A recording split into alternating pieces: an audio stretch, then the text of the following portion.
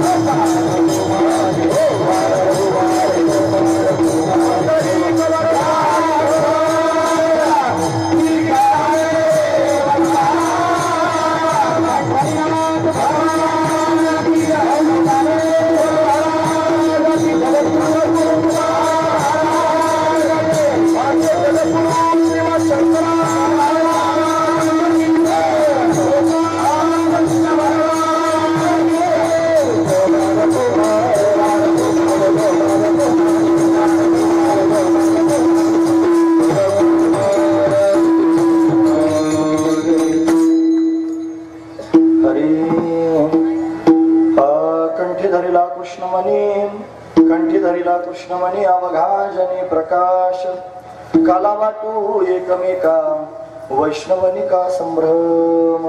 प्रस्तुत प्रसंगी कीर्तन रूपी सेवेकरिता निवडलेला अभंग जगद्गुरु जगतवंदनीय सर्वांच्या अंतःकरणाचा अधिष्ठान असणारे माऊली तुकोबाराय यांचा 4 चरणांचा आणि विलक्षण असणारा ज्ञान स्वरूप काला वर्णन करून सांगणारा अशा पद्धतीचा हा अभंग आहे. या अभंगामध्ये माऊली तुकोबाराय आपल्याला काय प्रतिपादन करून सांगतात तत्पूर्वी आपण एकदा संतांना नमन करूया. श्री संतांची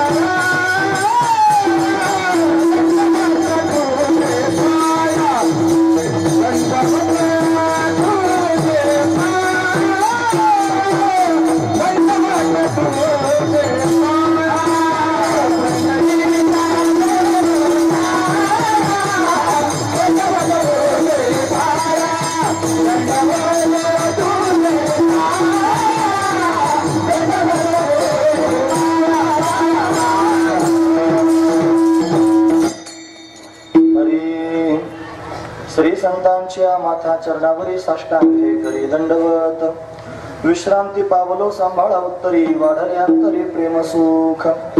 कंठी धरिला कृष्णमणी, कंठी धरिला कृष्णमणी अवघा जनी प्रकाश काला वाटू एकमेका वैष्णवनिका संभ्रम. प्रस्तुत प्रतिवर्षीप्रमाणे याही वर्षी होणार आपला अखंड हरिनाम सप्ताह. या सप्ताहातील असणारी ही काल्याची म्हणजे प्रसादाची असणारी कीर्तन रूपी सेवा ही अकारण करुणा वरुणालय भक्तकाम कल्पद्रुम भगवान पांडुरंग परमात्म्याच्या अथांग करुणेने त्याच्या दयेने आणि या सर्व संयोजक मंडळींच्या माध्यमातून ग्रामस्थांच्या माध्यमातून आमच्या वाटेला आलेले आहे. सेवेकरिता निवडलेला अभंग जगद्गुरु तुकोबरा यांचा आहे आणि जगद्गुरु तुकोबरा या अभंगाच्या माध्यमातून एक विलक्षण असणारा काला वर्णन करून सांगतात. काय सांगतात महाराज? महाराज म्हणतात जगनियंता असणारा परमात्मा जो नावरूपाच्या पलीकडचा आहे, शब्दांच्या पलीकडचा आहे, तो परमात्मा कृष्ण रूपाने प्रगट झाला आणि दिव्य असणारं रूप त्यानं धारण केलं आणि ते सर्वात श्रेष्ठ त्यांनी असणारं रूप ठरलं, ज्याच्याकडे पाहून माणसाचं मन त्यांनी महाराज विभोर होऊन जाईल असं सुंदर रूप भगवंतानं धारण केलं. म्हणून सर्वांना त्याचा छंद लागला आणि सगळ्यांच्या मुखात एकच नाव येऊ लागलं, कृष्ण कृष्ण कृष्ण कृष्ण. कृष्णाशिवाय दुसरं कोणी काही बोलेच नाही. जणू काय सर्वांनी कंठात कृष्णच धारण केला. मग सर्वांचं जीवनच कृष्ण झाल्या कारणानं, जीवनच कृष्णमय झाल्या कारणानं सर्वांना सगळीकडे कृष्णच कृष्ण दिसू लागला. कंठे धरिला कृष्णमणी अवघा जनी प्रकाश. पण तोच त्यांनी महाराज सगळ्या कणाकणात व्याप्त दिसतोय. म्हणजे स्वतःचा जीवपणा कृष्ण स्वरूपामध्ये विलीन झाला, म्हणजे एकरूपता प्राप्त झाली. या एकरूपतेचं नाव आहे काला. कारण काला म्हणत असताना दोन गोष्टी एकत्र येतात, दही आणि लाही, दही आणि भात या दोन गोष्टी एकत्र करायच्या असतात, त्याला म्हणतात काला. म्हणून भगवंताचं नामचिंतन करणारे जे त्यांनी भक्त आहेत ते भक्त आणि तो भगवान दोन आहेत की नाही. मग हे दोन तागणी महाराज त्या भगवंताचं चिंतन करता करता दोन राहिले नाहीत, एक झाले म्हणजे त्यांच्यात झाला काला, एकत्र झाले, हा झाला काला. आणि तो काला त्यांना प्राप्त झाला, कृष्ण स्वरूपतेचा काला त्यांना प्राप्त झाला, कृष्ण परमात्म्याशी एकरूपतेचा काला त्यांना प्राप्त झाला.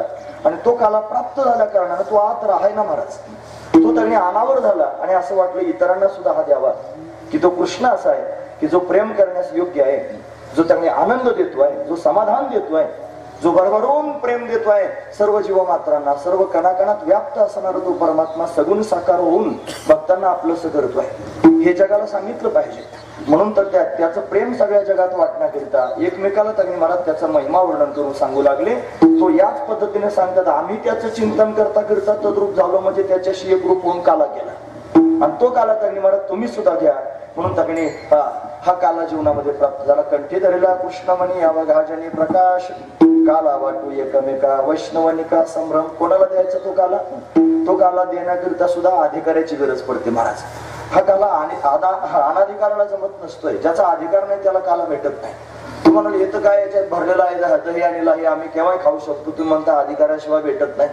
हा काला वेगळा आहे, याच्यापेक्षा अजून एक काला आहे श्रेष्ठ आहे, आणि त्याच्यापेक्षा अजून एक काला श्रेष्ठ आहे. तीन प्रकारचे काले आहेत महाराज. तुम्हाला याला कनिष्ठ करतोस का? नाही, कनिष्ठ नाही. याच्यातून दुसऱ्या काल्यात प्रवेश होतो, त्याच्यातून तिसऱ्या काल्यात प्रवेश होतो. तीन प्रकारचा काला आहे. म्हणून आपल्याला एवढाच काला माहिती आहे. बऱ्याच वेळेला काल्याचे कीर्तन आपण ऐकतो, सगळं होतं. काला म्हणलं की माणसं दही अंडी फोडतात आणि त्याच्यात दही लाई भेटली का म्हणतात हा काला आहे का. एवढाच काला नाही, याच्यापेक्षा काही वेगळा काला आहे महाराज. तो काला लक्षात घेण्यासारखा. म्हणून त्यांनी वैष्णव निका संभ्रम म्हणत असताना काला कोणाला मिळतो? निक्या वैष्णवाला मिळतो.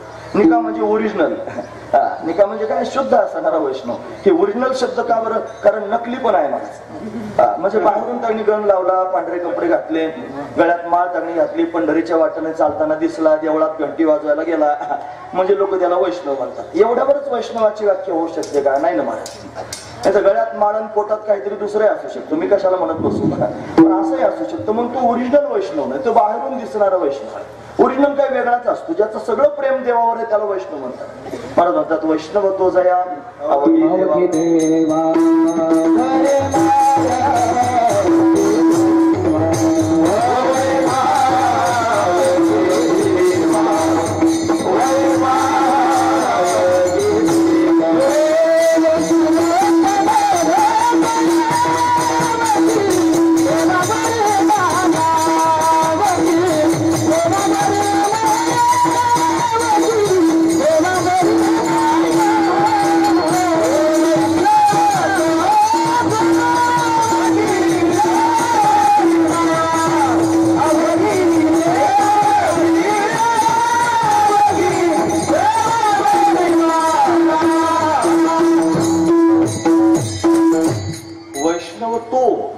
महाराज वर्णन करून सांगतात त्याला वैष्णव म्हणावं. जया अवघी देवावरी माया, ज्याचं सगळं प्रेम देवावर आहे त्याला म्हणायचं वैष्णव. याला निका वैष्णव म्हणायचं. आणि अशा वैष्णवाला तो काला प्राप्त करून द्यायचा. कृष्ण परमात्म्याच्या एकरूपतेचा काला, तो जो सर्वस्वानं भगवंतावर प्रेम करतो त्याला दिला पाहिजे.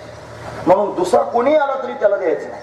मग कोणी म्हणण्यामध्ये काय, कोणी म्हणण्यामध्ये इंद्र, कोणी म्हणण्यामध्ये ब्रह्मदेव, हे सगळे मोठे मोठे आहेत महाराज. ते जरी आले तरी त्यांना द्यायचं नाही. त्यांना काय करायचं मग, वाकुलिया ब्रह्मादिका, उत्तम लोका दाखवू, त्यांना वाकुल्या दाखवायच्या, द्यायचं नाही त्यांना काला. टुकटुक करायचं त्यांना, चला निघा तुम्हाला काला भेटणार नाही. ब्रह्मदेवाला सुद्धा द्यायचं नाही. स्पष्ट प्रमाण आहे, वाकुलिया ब्रह्मादिका, उत्तम लोका दाखव, त्यांना सुद्धा द्यायचं नाही. कोणाला द्यायचं, वैष्णवाला द्यायचं. महत्वाची गोष्ट आहे महाराज. तुम्ही एवढे त्यांनी फुगीरपणानं बोलतात, ब्रह्मदेवाला द्यायचं नाही, इंद्राला द्यायचं नाही, अमुक झालं, तुमच्यात काय असं सामर्थ्य? ते म्हणले तुका म्हणे भूमंडळी, आम्ही बळीवीर गाडी, आम्ही काय सामान्य नाहीत, आम्ही बलवान आहोत, आम्ही वीर आहोत, गाढे वीर आहोत. अशी त्यांनी मिळमिळीत नाहीत. आम्ही त्यांनी महाराज काळाला सुद्धा घाबरत नाही, कोणाला घाबरत नाही. जा, महत्वाची गोष्ट आहे. म्हणून धडाडीचे कार्यकर्ते आहेत महाराज हे महापुरुष, जे त्यांनी महाराज जगाच्या समोर प्रत्यक्ष प्रगट झाले. भगवंताचं प्रेम, भगवंताची भक्ती त्यांनी प्रगट करण्याकरिता आले. आणि म्हणून तर त्यांनी महाराज जगाच्या समोर सांगतात की काला आम्ही खातो आहोत. तो काला आम्हाला प्राप्त झालेला आहे, भगवंताच्या कृपेने मिळालेला आहे. मग कोणालाही देणार नाही. ब्रह्मदेव आला तरी त्याला सांगू चल निघ, तुला देत नाही काला. मग वैष्णव होऊन यायचं तर काला भेटेल. ब्रह्मदेवाला काला दिला नाही महाराज. पुढे जर आपल्याला वेळ मिळाला तर आपण नक्की पाहूया. त्याला काला मिळाला नाही. मग त्याला जावं लागलं परतून, मग त्याला अवताराला यावं लागलं पुन्हा एकदा. म्हणजे तो त्यांनी ब्रह्मा सोपान तो झाला. म्हणजे ज्ञानोबरायांचा धाकटा भाऊ होऊन यावं लागलं, सोपान काका व्हावं लागलं, तेव्हा काल्याचा अधिकारी झाला. महत्वाची गोष्ट आहे. कोणालाही काला मिळत नाही. पण या भूमंडलावरती आम्ही बलवान वीर असणारे, त्यांनी गाढे असणारे वीर आहोत. आम्ही काल्याचे अधिकारी आहोत. तुकोबाराय वर्णन करून सांगतात. म्हणून त्यांनी काला आम्हाला प्राप्त झालेला आहे. एकमेकाला वाटण्याकरिताच आहे. फक्त वैष्णवांना आम्ही तो देणार आहोत असा आम्ही त्यांनी नियम करून घेतलेला आहे. असा अभंगाचा सरळ अर्थ पाहण्याचा आपण प्रयत्न केला.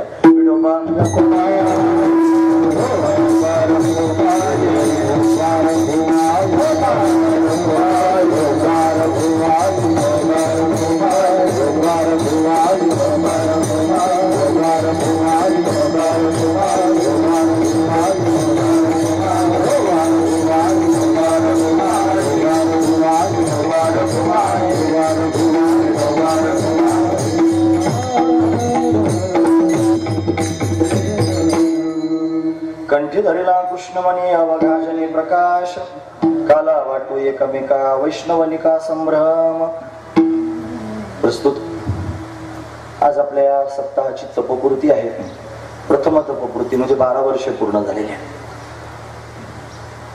12 वर्षापासून अविरतपणे आपण या ठिकाणी सेवा करतो आहोत. मोठी आनंदाची पर्वणी आहे. सर्वच त्यांनी भाविक एकत्र येऊन भगवंताचं चिंतन करतात. तसा आपला हा परिसरच अतिशय पावन आहे, जो खंडेश्वराच्या या महात्म्यानं अजूनच त्यांनी अशा पद्धतीनं दिव्य झालेला आहे. सर्वच ग्रामस्थ एकत्र येऊन अशा पद्धतीनं हा भव्य दिव्य सप्ताह करतात. आणि याच्यात थोडी या वर्षी मला मुंबईची झलक दिसते आहे. जरा चांगलं वातावरण आहे. तिकडे गेल्यानंतर त्यांनी असेच सप्ताह असतात. सुंदर डेकोरेशन असतं, अशा सुंदर त्यांनी मूर्ती आणून उभी केली जाते. फार समाधान वाटते त्याच्याकडे पाहिल्यावर. असो, म्हणून आनंदाचा पर्व आहे. त्यातला आज असणारा हा काला म्हणजे प्रसादाचा दिवस आहे, पूर्णतेचा दिवस. काल्याचं कीर्तन म्हणजे कलशाचं कीर्तन, पूर्णत्वाचं कीर्तन. काला त्यांनी जीवनामध्ये होणं अतिशय गरजेचं आहे महाराज. प्रत्येक माणसाला माणसाचं शरीर मिळालं हे काला करण्याकरिताच मिळालं. तुम्हाला काला म्हणजे काय फार अवघड आहे का? काला करणं म्हणजे घरी त्यांनी भात शिजवता येईल, थोडं दही आणायचं, एकत्र करायचं, काला करायचं आणि घरीच खायचा. तेवढ्यालाच काला म्हणत नाहीत महाराज. तिथपर्यंतच काला मर्यादित नाही. काला शब्दाचा अर्थ होतो एकीकरण, काला शब्दाचा अर्थ होतो एकत्रीकरण. दोन गोष्टींना एकत्र करणं याचं नाव आहे काला. मग हे फक्त रूपक आहे दह्याचं आणि भाताचं. दहीचं आणि लाहीचं फक्त रूपक केलेलं आहे मला. दही आणि लाही दोन्ही एकत्र केले की काला होतो. कशाचं रूपक आहे? त्याच्यामध्ये लाही हे जीवाचं रूपक आहे आणि दही हे परमात्म्याचं रूपक आहे महाराज. पण दही आणि लाही एकत्र होते म्हणजे काय होतं? जीव आणि परमात्मा एक होता. जीव परमात्म्याचे एकीकरण होतं, हा त्यातला भाव आहे. पण बघा ना, जरा विशेष गोष्ट पाहण्यासारखी अशी आहे की लाही ह्याची आहे ना, ही सुद्धा एक परिवर्तित अवस्था आहे आणि दही सुद्धा एक परिवर्तित अवस्था आहे. लाही होण्याकरिता सुद्धा परिवर्तन व्हावं लागतं आणि दही होण्याकरिता सुद्धा परिवर्तन व्हावं लागतं. लाही ही तांदळाची परिवर्तित अवस्था आहे आणि दही ही दुधाची परिवर्तित अवस्था आहे. दोन स्वतंत्र गोष्टी आहेत मला. तसं जीवानं परमात्म्यात एकरूप होण्याकरिता किंवा परमात्म्याने जीवाला आपल्यात एक करून घेण्याकरिता परिवर्तित व्हावं लागेल दोघांना सुद्धा. पहा तुम्ही, जीव अज्ञानानं ग्रस्त झालेला आहे. केव्हापासून जीव झाला हे त्याला माहित नाही. आपण सर्वजण त्यांनी जन्माला आलो, माणूस झालो, फलाना सगळं आपण त्यांनी पाहतो, सगळं जगच आपण डोळे भरून पाहतो. आजपर्यंत आपण सगळं त्यांनी झालो, फक्त एकच झालो नाही, त्याचं नाव आहे मुक्त. जर मुक्त झालो असतो तर परत माणूस होऊन कशाला आलो असतो? मोक्ष स्वरूपाची प्राप्ती झाली असती, आपण मस्त झालो असतो. ज्या अर्थी आपण जन्माला आलो त्या अर्थी आपण अजून मुक्त झालो नाही. लक्षात येत आहे तुमच्या सर्वांची महत्वाची गोष्ट आहे. कृष्ण चरित्राकडेच मला जायचंय, चिंता करू नका. आता की 11:15 वाजता माझं बोलणं सुरू झालेलं आहे आणि फार तर फार 12:30 वाजेपर्यंत मी बोलले, म्हणजे कोणाचा नंतर बीपी वाढायला नको, लो व्हायला नको, म्हणून आधी सांगून टाकलं बरं असतं. तुमच्यापेक्षा मला जास्त काही संध्याकाळी कथा चालू आहे, दूर जायचे म्हणून निदान 12:30 वाजेपर्यंत त्यांनी, कारण त्याचं कारण असं की मी येताना विचार करून आलो बरोबर 12च्या काट्यावर थांबायचं. पण इथं आल्यावर महात्मे माझ्या डोळ्यासमोर दिसले, बाबा आलेले आहेत, आणखी त्यांनी महाराज मंडळी माझ्या डोळ्यासमोर दिसत आहेत. मग त्यांच्या समोर बोलायचंय. आता मग त्यांनी उगीच काढीनं औषध लावण्यापेक्षा थोडस भगवंताचं चिंतन करून त्यांनी महाराज अशा पद्धतीने जावं. असं जीव आणि देव या दोन मुद्द्यांवर आपण बोलतो. काला याच मुद्द्यातून पाहायला पाहिजे, याच अंगानं काला पाहिला, या दृष्टीनं काला पाहायला पाहिजे, या भूमिकेत जाऊन काला पाहायला पाहिजे, तरच काला पोटात उतरेल. असं नाही उतरणार. महत्वाची गोष्ट म्हणून जीवानं त्यांनी परिवर्तित व्हावं लागेल. आपण केव्हापासून जीव झालेला होता? अनादिकालापासून. म्हणून त्यांनी मुक्त झालो नाही. या जीवानं जर त्यांनी महाराज काला प्राप्त करून घ्यायचा असेल तर काल्याच्या प्राप्तीकरिता त्यानं काय करावं लागेल? त्यानं त्यांनी महाराज स्वतः परिवर्तन करावं लागेल, म्हणजे अज्ञानाची भूमिका टाकावी लागेल आणि अज्ञान टाकून ज्ञान स्वरूपाची प्राप्ती करून घ्यावी लागेल. त्यानं जर ज्ञानाची प्राप्ती करून घेतली तर त्याच्या ठिकाणी असणाऱ्या जीवपणाचा नाश होईल, जीवपणाचा बाध होईल आणि जीवपणा गेला रे गेला की त्याला त्यांनी स्वतःच्या स्वरूपाचा बोध प्राप्त होईल, तो जीवनमुक्त होईल. जीवनमुक्त होणं म्हणजे लाही होणं. तुम्ही आता सर्वजण म्हणून लाही होणं म्हणजे त्यांनी महाराज कर्म आणि अकर्मापासून दूर जाणं, कोणत्याच प्रकारचं कर्म न लागणं. तुकोबाराय म्हणतात आम्ही त्या भूमिकेत गेलो हे स्वतःच वर्णन करून सांगतात. तुका म्हणे आम्ही झालो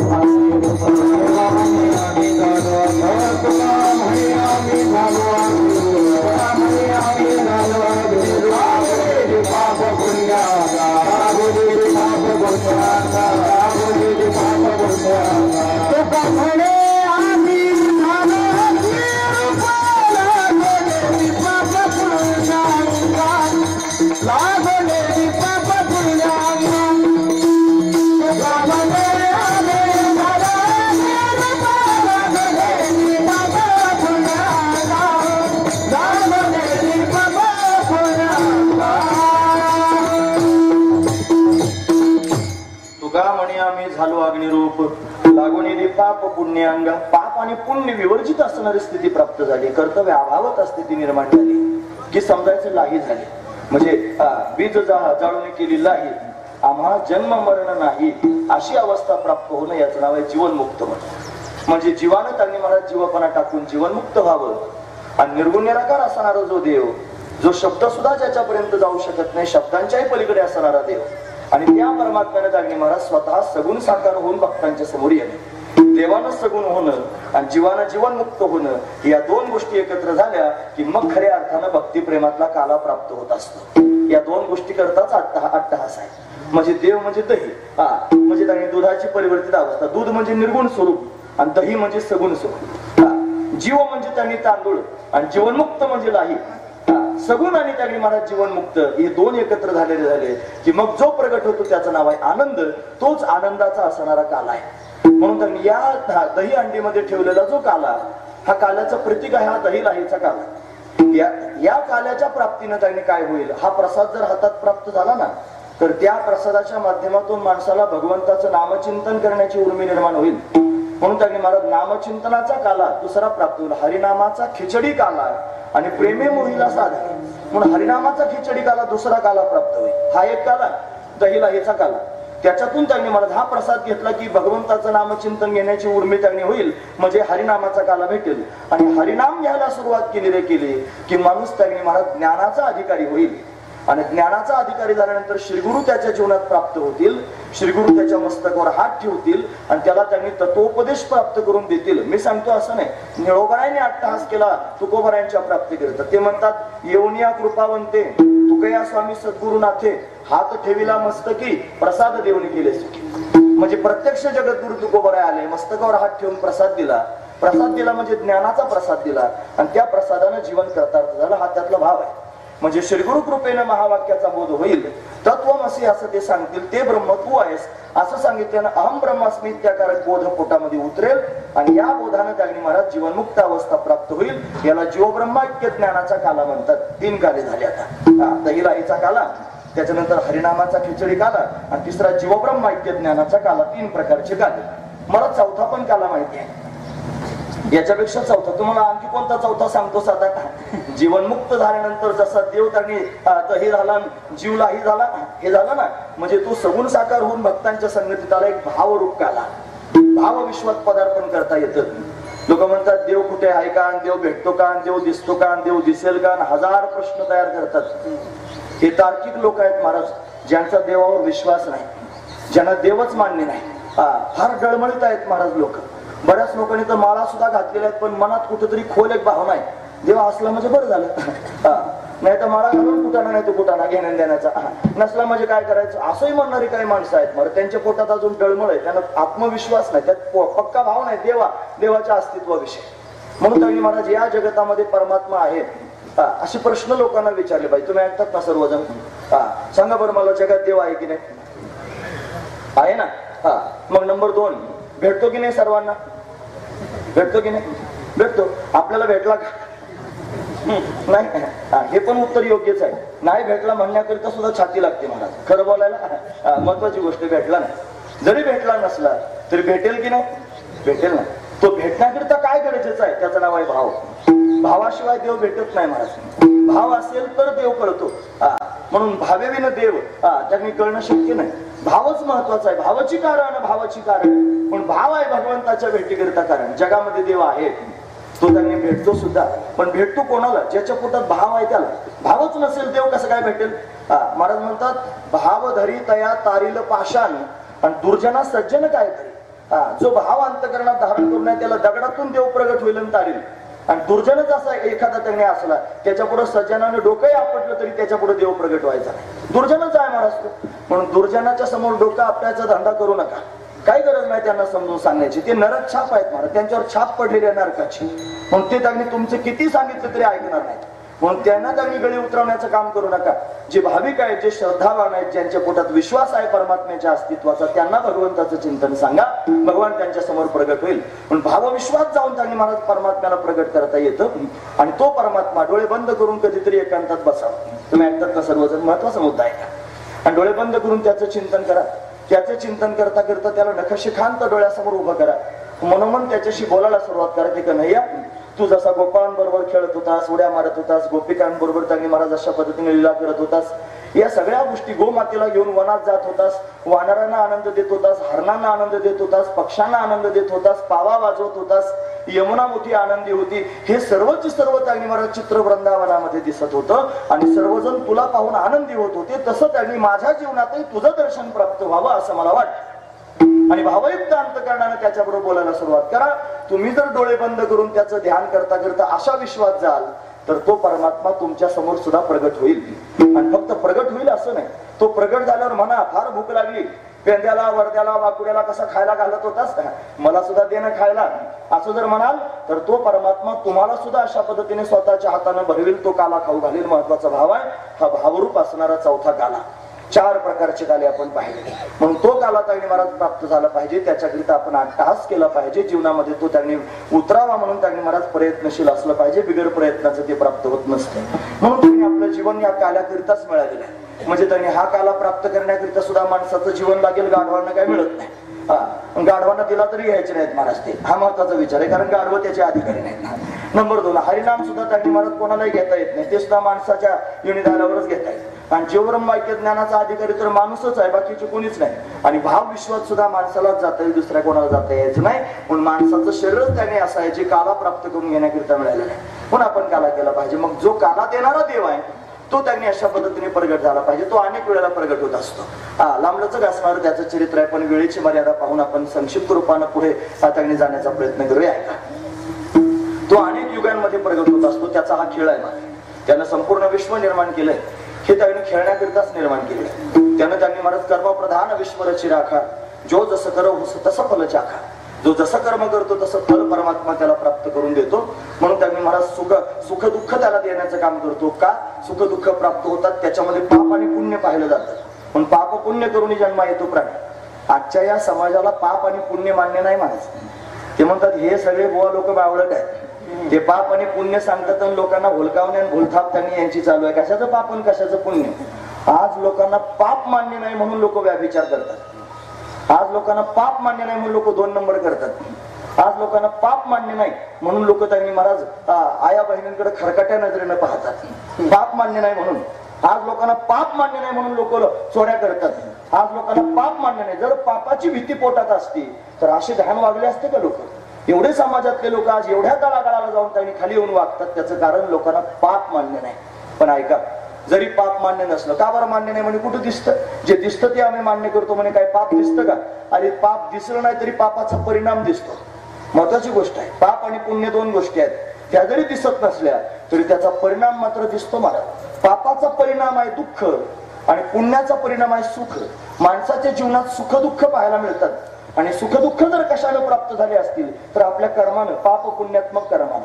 जर फार चांगले दिवस असतील, फार आनंद तुमच्या जीवनात असेल, समजायचं मागच्या जन्मात काहीतरी पुण्य केलेलं आहे. एका आईला 2 लेकरं होतात. जुळे समजा, जुळे लेकरं झाले आणि दोघे एकाच शाळेत त्यांनी शिकतात. त्यांचे आई वडील संस्कार करणारे तेच आहेत. शाळा पण तीच आहे, शिक्षक पण तेच आहेत. एकच डिग्री घेतलेली आहे, एकाच नोकरीला लागलेली आहेत. दोघांना सारखीच नोकरी त्यांनी लागली. दोघांचे लग्न एकाच वेळेला झाले. पण एक मात्र फार श्रीमंत झाला, फार संपन्न झाला, फार सुखी समाधानी झाला आणि दुसरा तसाच राहिला महाराज. ज्याच्या जीवनात कधी समाधान आलंच नाही, दुःखानेच भरलेला आहे. मला तुम्ही सांगा, त्यांचे आईबाप वेगळे आहेत का. त्यांचं शिक्षण वेगळं आहे का. त्यांची नोकरी वेगळी आहे का. त्यांच्या सगळ्या गोष्टी एकच आहे. मग एक सुखी दुसरा दुःखी का बरं आहे. त्याचं कारण त्यांचं कर्म आहे महाराज. मग त्याचं कर्म त्याने मला सुख देणार.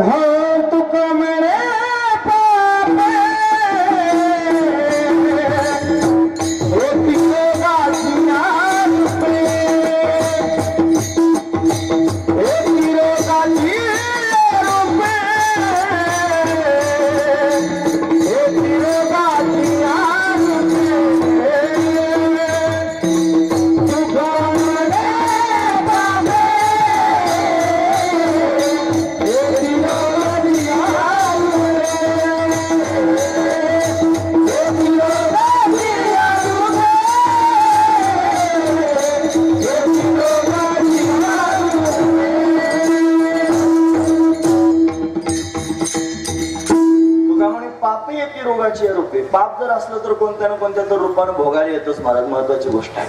म्हणून भगवंतानं पाप पुण्यात्मक कर्माची रचना केली आणि कर्मप्रधान विश्व निर्माण करून त्याच्यात परमात्मा खेळतो. पण पापही वाढतं, कधी कधी पुण्यही वाढतं. पाप वाढलं तरी देवाला यावं लागतं कमी करण्याकरिता आणि पुण्य वाढलं तरी देवाला यावं लागतं कमी करण्याकरिता. महापुरुष प्रगट झाले, भक्ती करायला लागले, त्यांचं पुण्य वाढलं की देवाला यावं लागतं त्यांना दर्शन द्यायला. दर्शन दिलं की पुण्य त्यांनी कमी होतो, समतोल राहतो पृथ्वीचा. पाप वाढलं, दुराचारी जन्माला आले की भगवंताला यावं लागतं, त्या दुराचार्यांना मारावं लागतं. त्यांना मारलं की मग त्यांनी मला पाप कमी होतं, मग परत समतोल राहतो. सत्ययुगात आला परमात्मा, जो वराहासारखं रूप धारण करून आला, नरसिंहाचं रूप धारण करून आला. त्याने त्यांनी महाराज दुराचार्यांना घालवलं. हिरण्याक्ष हिरण्यकश्यप मारले. तो परमात्मा त्रेतायुगात अवतीर्ण झाला, राम रूपानं प्रगट झाला. रामरायाच्या रूपानं प्रत्यक्ष प्रगट झाला आणि त्यानं त्यांनी महाराज रावण कुंभकर्णासारख्या दुष्ट प्रवृत्तीनं घालवलं. रावण कुंभकर्ण ही प्रवृत्ती आहे महाराज, दुष्ट प्रवृत्ती आहे. त्या काळात एकच रावण होता. आता काय करायचं, घर घर में रावण बैठा, इतने राम कहां से लावून. महत्वाची गोष्ट आहे महाराज.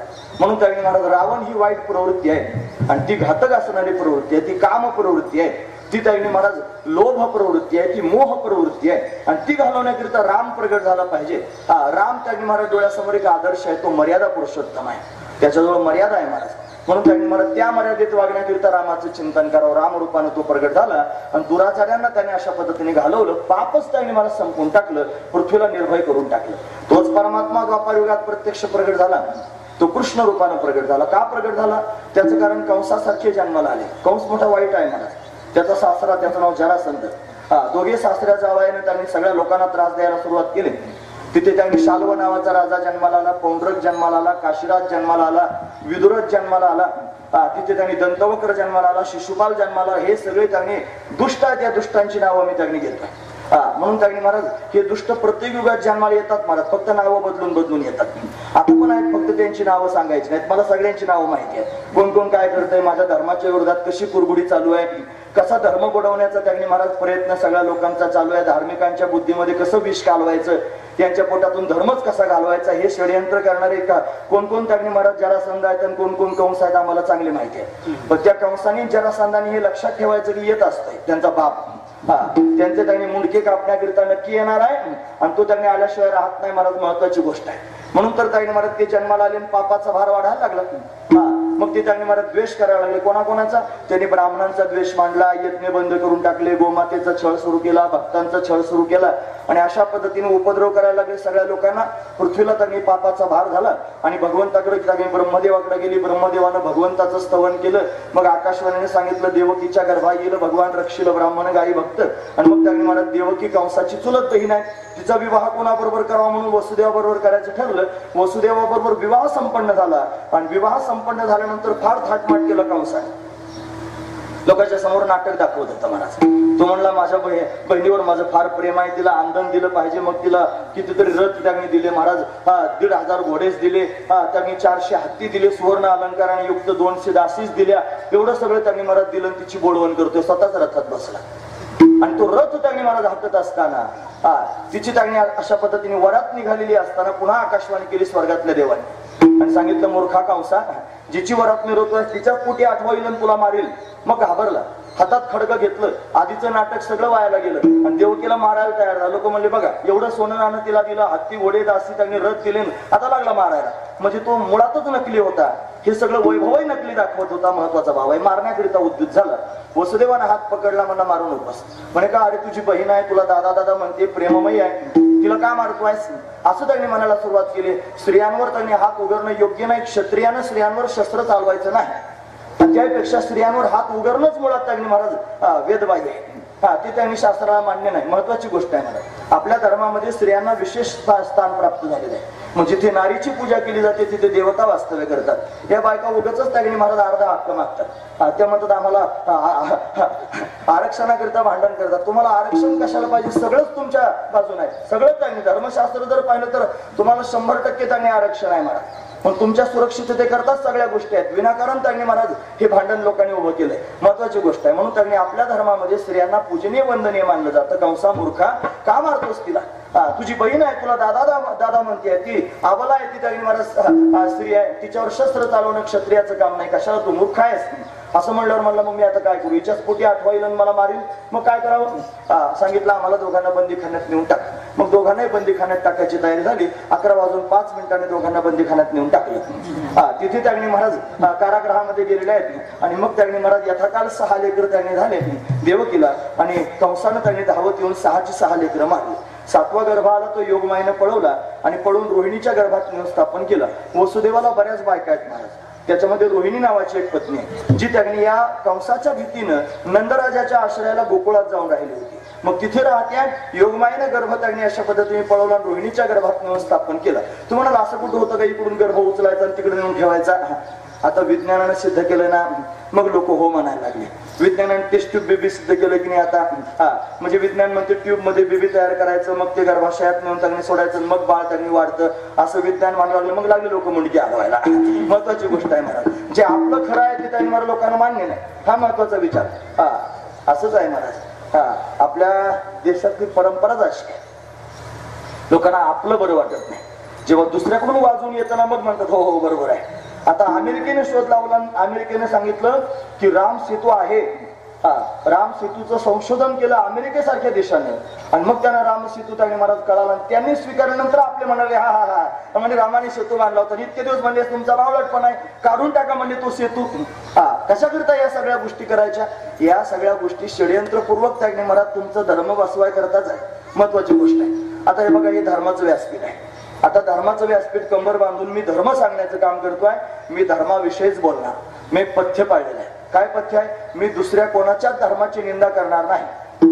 मी दुसऱ्या कोणा धर्माचे त्यांनी मला कोणत्याच प्रकारचे कडवटपणाच्या त्यांनी गोष्टी कोणाच्या समोर सांगणार नाही. ते माझं काम नाही.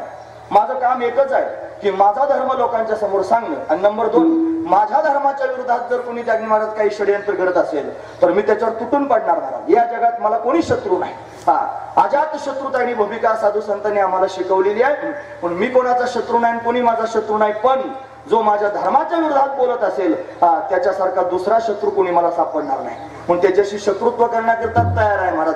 म्हणून तागणी महाराज तिथं लिहिलं ना वरती, धर्माचे पालन करणे पाखंड खंडन हेच आम्हा करणे काम बीज वाढवावे नाम. हे लिहिलंय म्हणजे तसं वागलं पाहिजे. सगळ्या निम्या एकट्यानं नाही, सगळ्यांची जबाबदारी आहे महाराज. महत्वाची गोष्ट आहे, जाणून घेण्यासारखीच आहे. म्हणून तागणी धडाडीनं सर्वांनी उतरलं पाहिजे आणि सांभाळलं पाहिजे. कोणाच्या धर्माला नावं ठेवू नका, कोणाच्या धर्माला तागणी महाराज वाईट म्हणू नका. जो तो ज्याच्या त्याच्या पद्धतीने करतोय तो ठीक आहे, फक्त आपला धर्म सांभाळा आणि आपला धर्म लोकांच्या समोर प्रगट करण्याचा प्रयत्न करा. गरज त्याचीच आहे महाराज, असू द्या. म्हणून तर तागणी महाराज लोक काही सांगतात कोणाचं ऐकू नका. रोहिणीच्या गर्भात तागणी महाराज अशा पद्धतीने नेऊन घालवलं, हे विज्ञानाने सिद्ध केलं. हे मी सांगत होतो, टेस्ट ट्यूब बेबी. रोहिणीला तागणी महाराज गर्भधारणा झाली, 7व्या महिन्याचा गर्भ आला. लोक म्हणायला लागले हिचा नवरा बंदीखान्यात आहे, ही गरोदर आहे. नक्की कुठेतरी चुकली असेल म्हणे. कशी काय गर्भधारणा झाली? मग तिलाही समजेना 7व्या महिन्याचा गर्भ आला कसा. रोहिणीला सुद्धा तिने काय केलं, यमुनेच्या काठावर चिता रचली आणि चिता रचून ती पेटवली आणि त्याच्यात उडी मारणार इतक्यात पाऊस आला, ती चिता विझली. आणि विझल्यानंतर पुन्हा आकाशवाणी झाली की रोहिणी निष्कलंक आहे, हा गर्भ वसुदेवाचाच आहे. मग तिला तागणी महाराज नंदराजाने सांभाळलं. यथाकाल प्रसूत झाली, तिला मुलगा झाला. मुलाने डोळेच उघडले नाहीत महाराज, त्याचे डोळे बंदच होते. जन्मताच त्याने डोळे उघडले नाही. मग ज्योतिषांना बोलावलं, त्याची जन्मपत्रिका वगैरे पाहिली आणि सांगितलं हा सामान्य नाही, हा तर शेष नारायणाचा अवतार आहे. प्रत्यक्ष शेष नारायण प्रगट झाला. शेष नारायण म्हणजे भगवंताचं आसन आहे. ज्यावरती आसन आलं त्यावरती आसनावर बसणारा येणार आहे. कुठे येईल माहित नाही. म्हणजे आपला जो नंदराजा आहे त्याला बऱ्याच काळापासून संतती नाही, त्याच्याच घरी यावं. मग काय केलं पाहिजे म्हणून शांडिल्य ऋषींना बोलावलं आणि शांडिल्य ऋषींनी सगळ्या गावाला सांगितलं, हे पहा तुम्ही त्यांनी निर्जला एकादशीचं व्रत करा. पण आबाला वृद्धांनी त्यांनी निर्जला एकादशीचं व्रत केलं. दर 15 दिवसाची एकादशी निर्जला धरली, त्याचा परिणाम यशोदा राणी गर्भवती झाली. इकडे तागणी महाराज 7वा गर्भ गळून गेला असं कंसाला वाटलं. तो फुगला महाराज, त्याला अभिमान झाला. तो म्हणला माझ्या भीतीने देवकीचे गर्भच गळून जायला लागले. पण त्याला काय माहिती त्याला मारणारा प्रगट होणार आहे म्हणून. पण अष्टम गर्भ रूपाने परमात्माला वसुदेवाच्या हृदयात प्रवेश केला. वसुदेवाच्या हृदयातून देवकीच्या हृदयात प्रवेश केला. देवकीचं तेज वाढू लागलं, कंसाचं हृदय जळू लागलं. अष्टम गर्भ रूपाने परमात्मा प्रगट होणार आहे. हा श्रावण महिना तागणी 9 मास पूर्ण झाले. श्रावण महिना आला, त्याच्यात मध्य पक्ष आला, त्याच्यात अष्टमी तिथी आली. रोहिणी नक्षत्र आहे, बुधवारचा दिवस आहे. चंद्रमळ अतिशय चांगला आहे. ग्रह नक्षत्र भगवंताला अनुकूल आहे.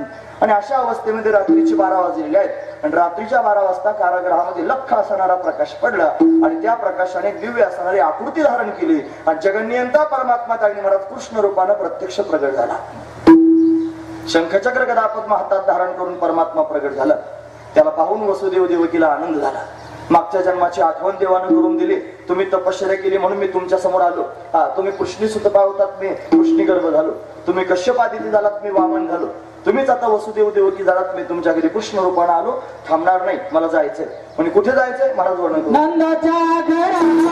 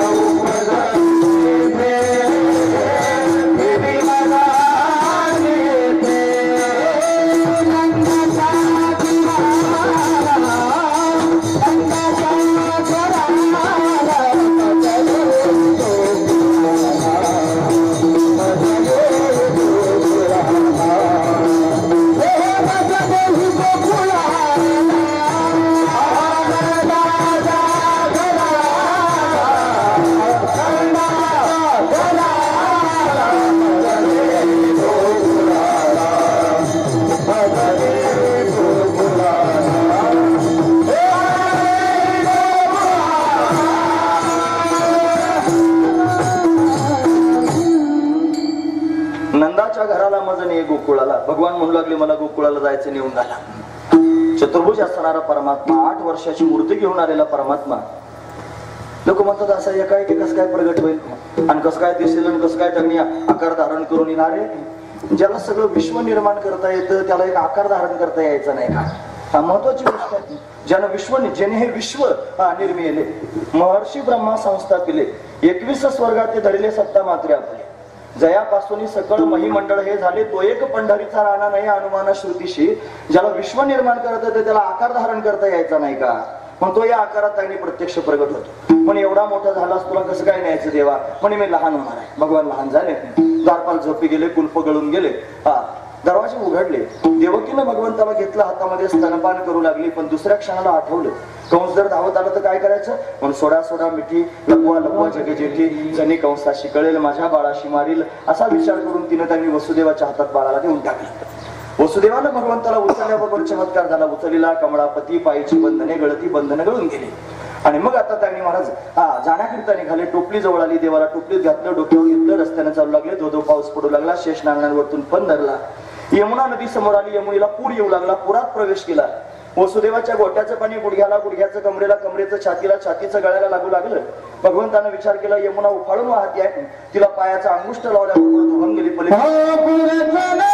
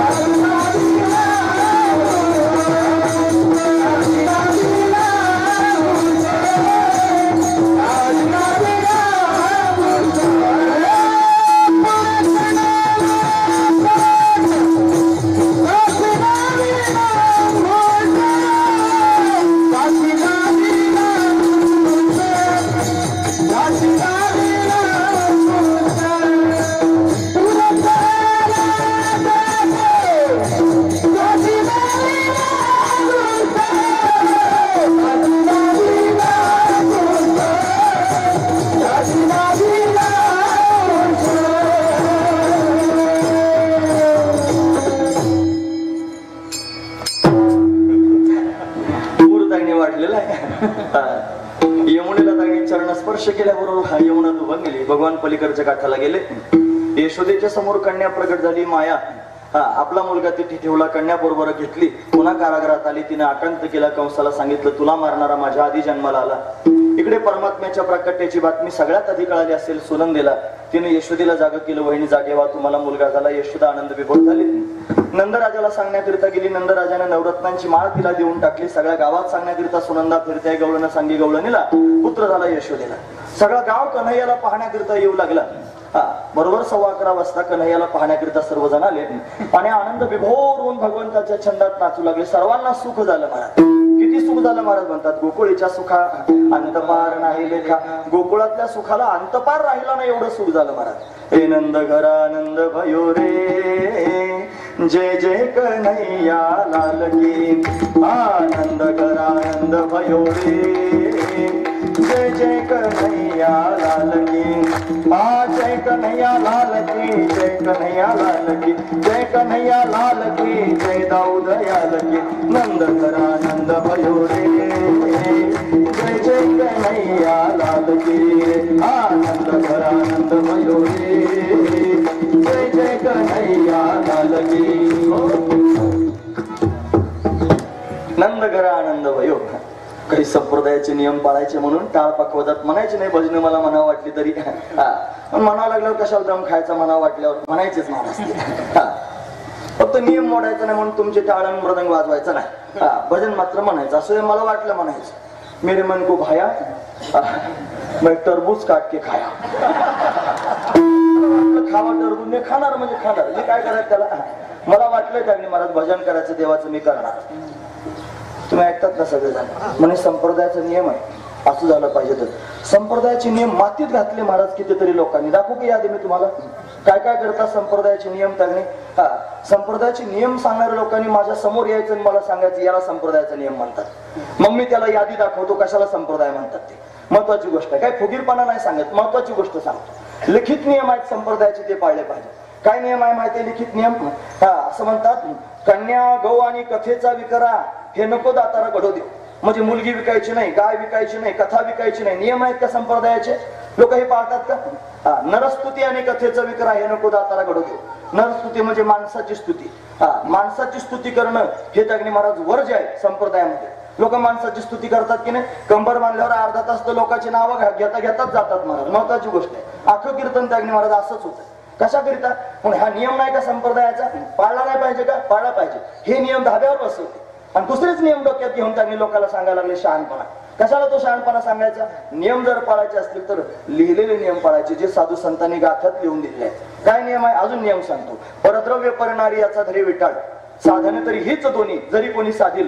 परद्रव्य परनारी याचा धरी विटाळ. परद्रव्य म्हणजे दुसऱ्याचं धन आणि परनारी म्हणजे दुसऱ्याची स्त्री. याचा दोन्हीचा सुद्धा विटाळ धरला पाहिजे. दुसऱ्याचं धन मातीसारखं वाटलं पाहिजे आणि दुसऱ्याची स्त्री आईसारखी वाटली पाहिजे. हा नियम आहे संप्रदायाचा. किती लोक पाळतात?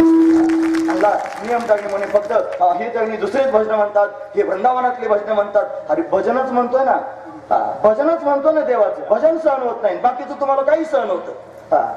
तुम्हाला वाटेल हे इथंच म्हणतोय, इथं 1000 लोक त्यांनी असतील ना. भंडारा डोंगरावर गेलो होतो आम्ही कथेला आणि तिथं काल्याचं कीर्तन होतं, तिथंही दणकून आणलं महाराज. असंच त्याचं कारण नियम आहेत. नियम पाळले पाहिजेत ना, महत्वाची गोष्ट आहे. हे नियम आहेत, ओरिजिनल नियम आहेत. म्हणून हे पाळले पाहिजे. असू द्या.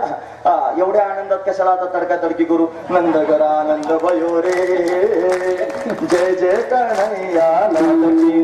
आनंद घरा आनंद भयो रे, जय जय कन्हैया लाल की. सगळा गाव आनंदाने होऊन नाचू लागला भगवंताच्या छंदात. देवाला पाहण्याकरिता येऊ लागले, आनंद विभोर झाले. इकडे सर्वांना आनंद झाला, पण तिकडे दुष्टांना मात्र चळकाप सुटला. दुष्ट म्हणजे कंस.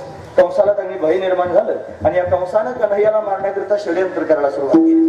त्यानं त्यांनी महाराज पुतनाबाईला पाठवून दिलं. भगवंताने पुतनेचा उद्धार करून टाकला. नंतर महाबळ नावाचा त्यांनी दैत्याला, तो ब्राह्मणाच्या रूपात आला. त्यानं त्यांनी महाराज पंचांग आणलं होतं. त्याचं स्वागत केलं. नंदराजाने बसायला पाठ दिला, टेकायला पाठ दिला, पंचांग ठेवायला पाठ दिला. त्यानं त्याच्यावर पंचांग आपलं, त्याचं चहा पाणी नाश्ता पोहे सगळं झालं. आणि झाल्यानंतर त्यांनी मग लागला त्यांनी भविष्य सांगायला. आणि ते भविष्य सांगत असताना म्हणलं, असं आहे नंदा, फार चांगला मुलगा आहे. चांगल्या त्यांनी महिन्यात, श्रावण महिन्यात जन्माला आला. रोहिणी नक्षत्र होतं, बुधवारचा दिवस होता. चंद्रफळ अतिशय चांगलं होतं. ग्रह नक्षत्र त्याच्या अनुकूल आहेत. सगळ्या गोष्टी सांगायला सुरुवात केल्या. सगळं चांगलं आहे, पण आता एवढं सगळं सांगितलं पण कशाला म्हणायचं? हा पण म्हणजे त्यांनी महाराज त्याच्यावर पाणी घालणारा असतो. एक माणूस त्यांनी महाराज नदीमध्ये त्याने उडी मारली, पलीकडच्या काठावर जायचं होतं. तो पोहत पोहत पलीकडच्या काठापर्यंत गेला. पण आता कोण कोण काय काय विचार करत असेल. पण आता पुढे नेमकं झालं काय असेल? गटांगळे तर खाल्ल्या नसतील, बुडाला तर नसेल, मगरीने तर धरला नसेल, काय झालं असेल, वाचला असेल का मेला असेल. हे पण एवढा पण आलं की एवढं सगळं येतं महाराज. असंच आहे. म्हणून तर त्यागणी महाराज या सगळ्या गोष्टी पाहण्यासारख्याच आहेत. कंसानं त्यागणी महाराज भगवंताला मारण्याचा प्रयत्न त्यागणी केला, षडयंत्र त्यागणी करायला सुरुवात केली. त्यानं त्यागणी पुतनाबाईंना पाठवून दिलं, मारून टाकलं महाबळ भटाला. आणि त्यानं त्यागणी पंचांग सांगायला सुरुवात केली. आणि तो त्यागणी महाराज सांगायला लागला, सगळं चांगलं आहे म्हणलं, पण काय हे पोरग चोऱ्या करील म्हणे. चांगलं नाही. फक्त चोऱ्या करून थांबणार नाही. हे त्यागणी महाराज व्याभिचार करील. एवढं करून नाही, हे त्यागणी 16,108 बायका करील. मग तर नंदराजाची छातीच मोठी झाली. म्हणजे भावा एवढ्या सुना आपल्याला येतील. एवढंच नाही म्हणे, हे पोरग कुळाला बुडवणार आहे. भगवान म्हणले, वारे वा, असा ज्योतिषी आपण पाहिलाच नाही. खरंच सांगतोय, मी चोऱ्या करणार आहे लोण्याच्या, मी असं करणार आहे, एवढ्या बायका करणार आहे, कुळाला बुडवणार आहे.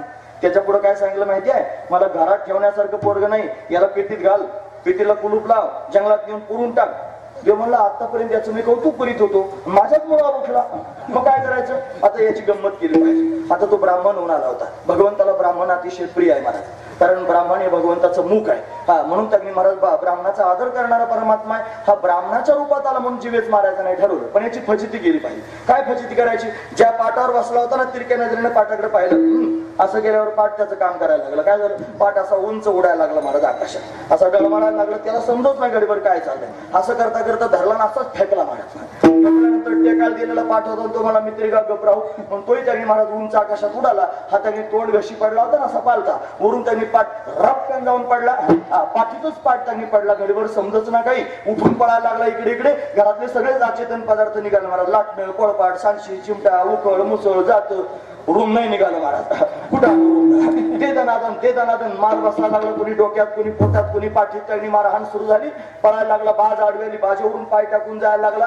बाजीने धोतर धरलं महाराज त्याचं. आता ते ब्राह्मणाचं धोतर असतं त्याला गाठण नसते महाराज. पंचकासोटा धोतर आम्ही तसंच नसतोय. 5 काष्टी असतात महाराज. पंचकासोटा धोतर. आता ते धोतर सोडवण्याचा प्रयत्न केला. सुटच ना त्याला काही केला. मग काय करायचं, ओढून मारत बसतोय. धोतराचा छंद सोडून दिला. मला बरोबर फिटलं तर फिटलं. धोतरच फिटलं महाराज. आणि तसाच नागवा अग्नी पळत सुटला. महाराज म्हणतात जानवे जानवे तुटले त्यांच्या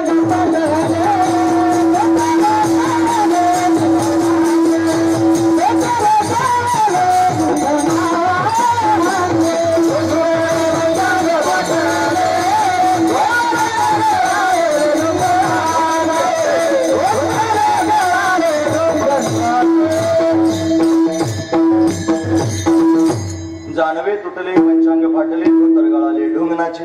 नागवास गेला कंसाच्या समोर. कंसा जाऊ नकोस. कंस काय ऐकणाऱ्यापैकी होता का महाराज? कंसाने तरी सुद्धा बरेच पाठवले. कागासूर पाठवला, आगासूर पाठवला, रिठासूर पाठवला, धेनुकासूर पाठवला, व्योमासूर पाठवला. अनेक दैत्य पाठवले आणि भगवंतानं सर्वच त्यांनी अशा पद्धतीनं मुक्तीपंथाला पाठवले. त्यांचा उद्धार करून टाकला. वेळेच्या अभावी बऱ्याच गोष्टी त्यांनी झाल्या. गोकुळवासी लोक त्यांनी अशा पद्धतीने आनंदोत्सव साजरा करतात ना. त्या आनंदोत्सवामध्ये त्यांनी महाराज हे सगळेजण त्यांनी आले. बरेच त्यांनी मारले गेले महाराज. भगवंताच्या हातानं उद्धरून जाण्याकरिताच आले. त्या लोकांनी गोप गोपींनी भगवंताचं प्रेम त्यांनी हृदयामध्ये साठवलेलं आहे. गोपी शब्दाचा अर्थ सगळ्यांचा पाठ झालेला आहे. गोपी म्हणजे काय? भगवंताचं प्रेम हृदयामध्ये गोपनीय ठेवते तिचं नाव आहे गोपी. म्हणून त्यांनी महाराज भगवंताचं प्रेम पोटात साठवलंय. त्या प्रेमापोटीच त्यांनी या सगळ्या गोष्टी करतात. कोणी गुढ्या उभारल्या, कोणी तोरणं लावली, कोणी कथा करू लागलं, कोणी गाणी गाऊ लागली.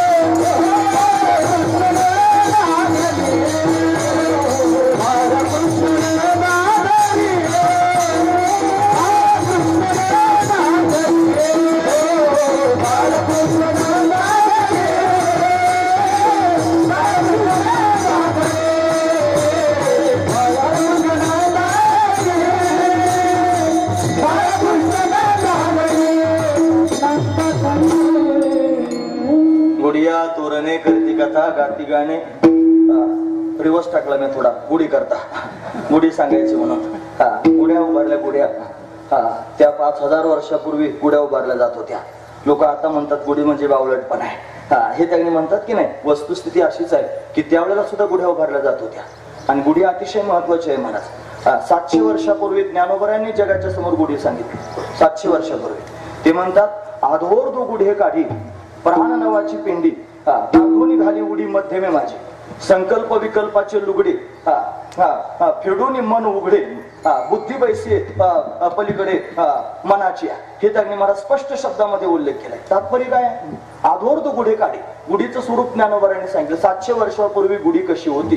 काय होती? आध आणि ऊर्ध्व 2 गोष्टी होत्या. ऊर्ध्व म्हणजे वर आणि आध म्हणजे खाली. हो की नाही? मग ऊर्ध्व त्यांनी शब्दाचा अर्थ होतो वर तोंड करून उभी जाते केली जाते. तिचं नाव आहे काठी. काठी कशी असते? उभी असते. आणि त्याच्यावर त्यांनी कलश पालथा घातला जातो. तो कसा असतो? खाली तोंड घालून असतो म्हणजे अधोमुख असतो. त्याला आध ऊर्ध्व गुढे असा शब्द ज्ञानोबाराने वापरला. म्हणजे त्याच्यात तो काठी पण सांगितली, कलश पण सांगितला आणि गुढी शब्द पण सांगितला. त्याच्यानंतर म्हटले त्यांनी प्राण नवांची पिंडी. पिंडी म्हणत असताना गुढीला आपण त्यांनी म्हणत तो लिंबाचा फुलवरा त्याच्यानंतर आंब्याचा डगळा एकत्र करून बांधतो ना, त्याची झाली पिंडी.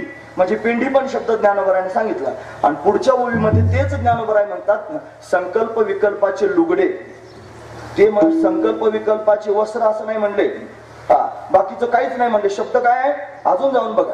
का कोणाला खोटं वाटत असेल तर ज्ञानेश्वरीमध्ये 18व्या अध्यायामध्ये 33व्या श्लोकावरच्या 39 आणि 40 क्रमांकाच्या 2 ओव्या आहेत. आवर्जून त्यांनी पहा. ज्ञानोबांनी 700 वर्षापूर्वी गुढी अशी उभारली जात होती असं सांगितलं. म्हणजे त्यावेळेला सुद्धा गुढीला लुगडं लावलं जात होतं. लुगडं म्हणजे नूतन असणारी साडी, जी कावर लावायची गुढी स्त्रीलिंगी आहे, ती आपण पवित्र मानतो. मग तिला वस्त्र द्यायला नको का, म्हणून तिला दिलेलं ते वस्त्र आहे. त्याच्यात त्यांनी अशा पद्धतीनं गुढी त्यांनी उभी करून मग आनंदोत्सव त्यांनी साजरा केला जात होता. म्हणजे 700 वर्षापूर्वी गुढ्या उभारल्या जात होत्या. आता लोकांनी शहाजूकपणा केला आणि बऱ्याच लोकांनी गुढ्या उभारायचं बंद करून टाकलं. ते म्हणले त्यांनी हे गुढी उभारणं चुकीचं आहे. आता गावगाव त्यांनी झालेलं आहे, मला चांगल्यापैकी माहिती आहे. पण मला काय कोणाचं भ्याव नाही, काय भ्यायचं कारण नाही. मी माझं आधीच सांगितलं, मी माझा धर्म सांगतोय आणि महत्वाची गोष्ट सांगतोय. हे बघा म्हणे पताकांनाच गुढी म्हणतात, गुढी वगैरे त्यांनी बाकीचं काही नसते. पताकांना गुढी म्हणतात हेही मला मान्य आहे. पताकांना गुढी म्हणतात महाराज, आणि गुढीला सुद्धा गुढी म्हणतात. एकाच शब्दाची 2 त्यांनी गोष्टी असू शकत नाहीत का? तुम्ही कधी सैंधव शब्द ऐकला का? सैंधव तुम्ही ऐकतात ना सर्वजण? सैंधव कशाला म्हणतात तुम्ही ऐकतात ना पण सगळे? सैंधव कशाला म्हणतात? मिठाला. अजून घोड्याला, म्हणजे घोड्यालाही सैंधव म्हणतात आणि मिठालाही सैंधव म्हणतात. मग दोन्ही गोष्टी त्यांनी वेगवेगळ्या आहेत की नाही? नाव एक आहे की नाही? गोष्ट खरी आहे. एका नावाच्या 2 गोष्टी पाहायला मिळतात. जेवायला बसली शेठची आणि जेवायला बसल्यानंतर लगेच त्यांनी महाराज जेवता जेवता त्याच्यामध्ये मीठ कमी पडलं. सेवकाला म्हणले जारे लवकर सैंधव घेऊन ये. आता सेवक मोठा 150 आणा होता, तो गेला आणि त्याने लगेच तबेल्यातून घोडा सोडून आणला आणि शेठीच्या पुढे उभा केला. म्हणजे दारा सैंधव. ते म्हणजे येड्या जेवायला बसलोय, सैंधव म्हणजे मीठ आण, घोडं कशाला आणलंस? आहे की नाही? मग शेठची त्यांनी गावाला जाण्याकरिता निघाली. घोडं त्यांनी घरचंच होतं, आता बसून जायचंय. आणि गावाला सगळी तयारी झाली, कपडे वगैरे घातले. म्हणजे गावाला निघायचे. आता चल आण म्हणले सैंधव. आण म्हणलं, गेला आला मिठाचं डबा घेऊन. धरा म्हणलं सैंधव. मला याचं काय करू, घोडा घेऊन ये म्हणे, घोड्यावर बसायचं. महत्वाची गोष्ट आहे. एकाच नावाच्या 2 वस्तू त्यांनी असू शकतात. तसं पताकांना सुद्धा गुढी म्हणतात आणि ब्रह्मध्वजाला सुद्धा गुढी म्हणतात. म्हणून गुढ्या त्यांनी उभारण्याची पद्धत पूर्वीपासून चालत आलेली आहे. म्हणून ज्ञानोबराय जर आपल्याला प्रमाण असतील, तुकोबराय जर आपल्याला प्रमाण असतील, तर आपण त्यांनी सांगितल्या पद्धतीनेच गुढी उभारली पाहिजे. बाकीचे लोक काय प्रमाण आहेत यांना कोण विचारतं महाराज? यांच्या घरातले त्यांनी लेकर बाळा तरी त्यांना विचारतात का? घरी स्वतःचेच पोरं लाथा घालतात, बायका कान फाडून काढतात एकांतात असल्यानंतर. आणि हे लोकांना तत्वज्ञान सांगायला निघले म्हणे उघड्या उभारायचं नाही, नामकं करायचं नाही, फलानं करायचं नाही. कशा करता शहाणपणा करायचा? म्हणून धर्मात त्यांनी बोटं घालायचं काय काम आहे? आपण आधी धर्म पाळावा, आपल्याला तो कळावा आणि मग लोकांसमोर सांगावा. आम्ही करतो आमची अक्कलच कमी आहे. ठीक आहे, ते बावळट आहेत, गुढ्या उभारणारे मूर्ख आहेत, आम्ही मूर्ख आहोत, बावळट आहोत, आम्हाला अक्कल नाही, आमचं सगळं जीवनच असं आहे. पण भारताला स्वातंत्र्य मिळालेलं आहे आणि त्याला आता 70 वर्ष झालेली आहे. म्हणून आपण त्यांनी काय करायचं? प्रत्येक माणूस स्वतंत्र आहे, कोणाकडे पाहून करायचं काम नाही. आपण आपल्या पद्धतीने करायचं. महत्वाची गोष्ट आहे, आपल्याला जगा वाटलं आपण असं जगायचं. मला वाटलं मला धोतर नेसायचं, मी धोतरच नेसाय. कोणी बावळट म्हणलं तरी सुद्धा. मला वाटलं शेंडी त्यांनी लांबभर हातभर त्यांनी वाढवायची, मी वाढवेन. काय कोणाच्या बापाची बंदी आहे का शेंडी वाढवायला? मला वाटलं माळ घालायची, मी 10 माळी गळ्यात घालेन. काय कोणाचा तोटा होईल का माळ घातल्यानं? मला वाटलं मी करणार आहे. महत्वाची गोष्ट आहे. मला दुसऱ्याकडे पाहून मी करीत नाही. दुसरे माझे मालक नाहीत, दुसरे काय माझे नवरे नाहीत. एक नवरा केलाय, जगाचा मालक आहे तो परमात्मा, त्याला माझं सर्वस्व मानतं. पण जर खरोखर आपण धार्मिक असलो आणि खरोखर आपण जर जगणारा संस्कृती मानत असलो तर आपण सुद्धा याच कडाडीने वागलं पाहिजे. कोणाकडे पाहू नका. विष कालवायचं काम चालू आहे, ते लोकांचा बुद्धिभेद करण्याचं काम चालू आहे. आणि लोक सुद्धा बावळाटासारखं शेमड्या मेमड्यांच्या मागे निघाले, उगाच आपल्या जीवनात काहीतरी विचित्र करायला लागले असू द्या. गावगाव हे सगळं झालेलंच आहे, मला चांगल्यापैकी माहिती आहे. उद्या त्यावेळी म्हणतील, आता म्हणायलाच लागले, ते म्हणतात हे तुम्ही होळी पेटवताना मग ते प्रदूषण होतं म्हणे होळीनं, त्याच्यामुळे होळ्या पेटवणं चुकीची गोष्ट आहे म्हणे. तुम्ही रंगपंचमीच्या वेळेला रंग खेळताना पाण्याचा नासाड आहे, एवढं पाणी अनमोल किमतीचं पाणी आहे आणि ते तुम्ही नष्ट करता म्हणे. रंग खेळायचा नाही म्हणजे तुम्ही त्यांनी मकर संक्रांतीच्या वेळेला तिळगुळ वाटताना हे सगळा बावळटपणा म्हणले, साखरीचा नासाड आहे म्हणले, सगळ्या देशाचं नुकसान. तुम्ही त्यांनी लग्न कार्य करताना मग ते त्यांनी मला एवढे लोक बोलावताना अन्नदान करताना त्याच्यात म्हणे वायालाच जातात, हा सगळा तुमचा बावळटपणा आहे. त्याच्यानंतर तुम्ही तांदूळ टाकता की नाही लग्नामध्ये, तो सुद्धा मूर्खपणा आहे म्हणले, देशाचं नुकसान आहे. तुम्ही पंढरपूरच्या वारीला जाताना 21 दिवस वारकरी पायी चालतो म्हणजे काम धाम बंद करून चालतो आणि लोकांचं फुकट खातो, किती देशाचं नुकसान आहे. आणि तिकडे गटारात तोंड घालून पडतात दारू पिऊन, त्या टायमाला देशाचं नुकसान होत नाही. तिकडे तुमचे बाहेर चालतात, दुनियादारी चालतात, तिकडे कसंही त्यांनी लोक वागतात, त्यावेळेस देशाचं नुकसान होत नाही. आणि आताच फक्त देशाचं नुकसान होतं. कशा करतात? आम्ही सहन करून घेणार नाही तर कोणीच सहन करून घ्यायचं नाही. महत्वाची गोष्ट आहे. असू द्या. भगवान प्रगट झाले, गुड्या उभारल्या, तोरणं लावली, आनंदाचं वातावरण त्यागणी महाराज निर्माण झालं. आणि मग त्यागणी महाराज भगवान लीला करू लागला. आता तो रांगू लागला, रांगता रांगता उभा राहू लागला, उभा राहता राहता चालू लागला, चालता चालता त्याने अशा पद्धतीने पडू लागला, मित्रांबरोबर खेळू लागला. अतिशय सुंदर असणारा कन्हैया. आईनं कन्हैयाचा शृंगार करावा, त्याला त्यांनी सजवावं, स्वतःच्या हाताने स्नान घालावं, स्नान घालून त्यांनी मला स्वतःच्या हाताने पितांबर त्याला त्यांनी अशा पद्धतीने नेसवावं, त्याच्या कमरेला शेला बांधावा. आधीच सावळा सुकुमार कन्हैया, त्याच्या मस्तकावर मोर मुकुट त्यांनी अशा पद्धतीने घालावा, जरीची पगडी त्याला त्यांनी बांधावी. आणि हे सगळं त्यांनी असणारं सुंदर भगवंताचं रूप, त्याच्या हातात मुरली द्यावी आणि तो मुरलीधर असणारा कन्हैया त्यानं मुरली वाजवावी. फार गोड त्यांनी वाटतोय. त्याच्या सौंदर्याला पाहून सर्वजण विभोर होतात. महाराज जरे की पगड़ी बांधे सुंदर आंखों वाला, कितना सुंदर लागे बिहारी, कितना लागे प्यारा. जरे की पगड़ी बांधे सुंदर आंखों वाला, कितना सुंदर लागे बिहारी, कितना लागे प्यारा. फार सुंदर दिसतो कन्हैया. त्याच्या सौंदर्याला पाहून त्यांनी महाराज गोप गोपिकांनी विभोर व्हावं, त्याच्या संगतीची अपेक्षा करावी. यांना अनेक प्रकारचे अवतार धारण केले महाराज. पण या अवतारांमध्ये सर्वात श्रेष्ठ असणारा अवतार, पूर्णोत्तम अवतार कृष्ण अवतार मानला गेला.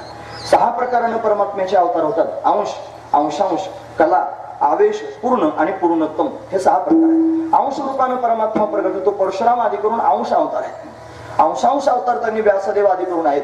त्याच्यानंतर त्यांनी महाराज म्हणजे तो कला अवतार धारण करून तो मोहिनी रूपाने, तो आवेश अवतार धारण करून तो नरसिंह रूपाने, तो राम अवतार धारण करून आला. पूर्ण अवतार आहे राम अवतार. आणि पूर्णोत्तम अवतार जर कोण असेल तर कृष्ण अवतार आहे. म्हणून श्रीकृष्ण परमात्म्याचा अवतार हा पूर्णोत्तम अवतार आहे. आणि तो पूर्णोत्तम असल्यामुळे सर्वांहून श्रेष्ठ मानला जातो. आणि सर्वांहून श्रेष्ठ आहे म्हणून त्याला मणी म्हटलं जातं. मणी म्हणजे सर्वात श्रेष्ठ आहे. जो त्यांनी महाराज मणी कुठे असतो हे बघा, काही शब्द आहेत. मुकुटमणी शब्द ऐकलाय की नाही तुम्ही? मुकुटमणी. अजून एक शब्द सांगतो, शिरोमणी. शिरोमणी शब्द आहे की नाही? शिर म्हणजे मस्तक. आपल्या शरीरामध्ये सगळ्यात श्रेष्ठ भाग कोणता? शिर. आणि त्या शिरावर ठेवलं जातं त्याला काय म्हणतात? मुकुट. आणि त्या मुकुटाच्याही वरती असतो त्याला काय म्हणायचं? मणी. म्हणजे या शरीरात 1 नंबर कोणाचा लागला आता? मण्याचा. म्हणजे तो मणी सगळ्यात श्रेष्ठ झाला. म्हणजे आधी शरीर श्रेष्ठ, त्याच्यात त्यातलं मस्तक श्रेष्ठ, त्याच्यावरचा मुकुट श्रेष्ठ आणि त्यातला मणी श्रेष्ठ. म्हणून जो सगळ्यात श्रेष्ठ असतो त्याला काय म्हणतात? मणी. काय म्हणायचं? मणी. तसा हा कृष्ण परमात्मा अंश, अंशांश, कला, आवेश, पूर्ण आणि पूर्णोत्तम हा पूर्णोत्तम रूपाने प्रगट झाला. म्हणजे सर्वात कसा झाला? श्रेष्ठ झाला. आणि तो सर्वात श्रेष्ठ म्हणून त्याला काय म्हटलं पाहिजे? मणी. म्हणून तो काय झाला आता? कृष्णमणी. हा कृष्णमणी. सगळे गोपाळ त्याच्या अवतीभोवती त्याच्याबरोबर खेळतात आणि खेळून त्यांनी मला सर्वात श्रेष्ठ असणारा हा कृष्णमणी त्यांनी पाहिला. त्याच्या संगतीत त्यांनी आनंद घेऊ लागले आणि आनंद घेऊन त्यांनी महाराज तो सर्वांना प्रेम देऊ लागला. त्याच्या अवतीभोवती सर्वजण उड्या मारत आहेत. त्याचं वर्णन करताना वेणुगीतामध्ये गोपिकांनी वर्णन करून सांगितलं. त्या म्हणतात इत्थं स्वच्छ जलम पद्माकर सुगंधिना न्यविशत वायुना वातम सगो गोपालकोच्युता वरहा क्रीडम नटवर वपू कर्णयो कर्णिकारम विभ्रत वास कनक कपिशं वैजयंतींच मालाम रंध्रान वेणुराधर सुधया पूरयन गोपवृंदय वृंदारण्यम स्वपदरमनम प्राविशत गीत कीर्ती. गोड असणारा हा कन्हैया, त्याच्या मस्तकावर मोर पीस आहे. त्यानं त्यांनी महाराज वैजयंती माळ गळ्यात घातलेली आहे. त्याच्या कानांच्या खोवणीमध्ये कनेरीची फुलं त्यांनी खोवलेली आहेत. आधीच सावळा सुकुमार. मस्तकावर त्यांनी अशा पद्धतीने कपाळावर मलयागिरी चंदन लावलेलं आहे. त्याच्यावर केशराची उटी दिलेली आहे. त्यानं त्यांनी महाराज शेला कमरेला बांधलेला, पितांबर धारण केलेला आहे. असा असणारा हा सुंदर कन्हैया. या कन्हैयाचा अंगसंग गोपाळांना होऊ लागला आणि त्यानं 2 शब्द त्या गोपाळांबरोबर बोलायला सुरुवात केली. खरं तर हे गोपाळ पाहिले ना, हे त्यांनी फार गरीब घरचे गोपाळ होते महाराज. त्यांना त्यांनी महाराज अंग भरून घालायला कपडे नव्हते, लंगोट्या त्यांनी नेसलेले, असे त्यांनी उडे पागडे गोमातेच्या मागे उड्या मारणारे त्यांनी हे गोपाळ. घरी ज्यांच्या ताक प्यायला गवळ्यांची ताक पिरे आणि कोण पोरे चांगली ती ताक वरपणारी ही पोरं. नाकाला जर शिंबूड आला ना तर पुसण्याकरिता काही साधन नव्हतं महाराज. या मनगटापासून कोपरापर्यंतचा भाग आहे ना, ठरवित ठरलं होतं शेंबूड पुसायला. असा फरकांडा मारायचा महाराज शेंबडाचा, की इथपासून इथपर्यंत सारा शेंबूडच शेंबूड. अशी त्यांची अवस्था. अशी ती गोपाळ. त्यांचं नाव पेंद्या, वरद्या, वाकुड्या, श्रीराम, सुदाम, मधुमंगल. आणि हा कन्हैया राजाचा मुलगा आणि ते गोपाळ गरीब घरची मुलं. मग लक्षपूर्वक ऐका, गरीबाच्या घरची असणारी ही मुलं त्यांना जर राजाच्या मुलांना एवढं प्रेम दिलं तर त्यांना समाधान वाटत असेल की नाही? महत्वाची गोष्ट आहे. एखादा फार नावाजलेला माणूस असावा, श्रीमंत असावा, एखादा पदस्थ असावा आणि सगळे लोक त्याला ओळखतात आणि त्या माणसाने एखाद्या गरीबाला त्याचं नाव घेऊन हाक मारावी. गरीबाची छाती मोठी होते, मग तो म्हणतो बघा साहेबांनी मला हाक मारली, साहेब माझं नाव त्यांनी घेतात, साहेबांना त्यांनी माझं नाव माहिती आहे, त्याला किती समाधान वाटतं. मग सामान्य संसारातला एखादा उच्च पदस्थ जर काही एखाद्या गरीबाला नावानिशी ओळखत असेल तर त्याला एवढं समाधान वाटतं, तर जगाच्या मालकाने एखाद्याला नावानिशी ओळखल्यावर त्याला किती समाधान वाटणार. म्हणून गोपाळांना पेंद्या वरद्या वाकुड्या म्हणून हाक मारल्यानंतर गोपाळांना विलक्षण आनंद होत होता.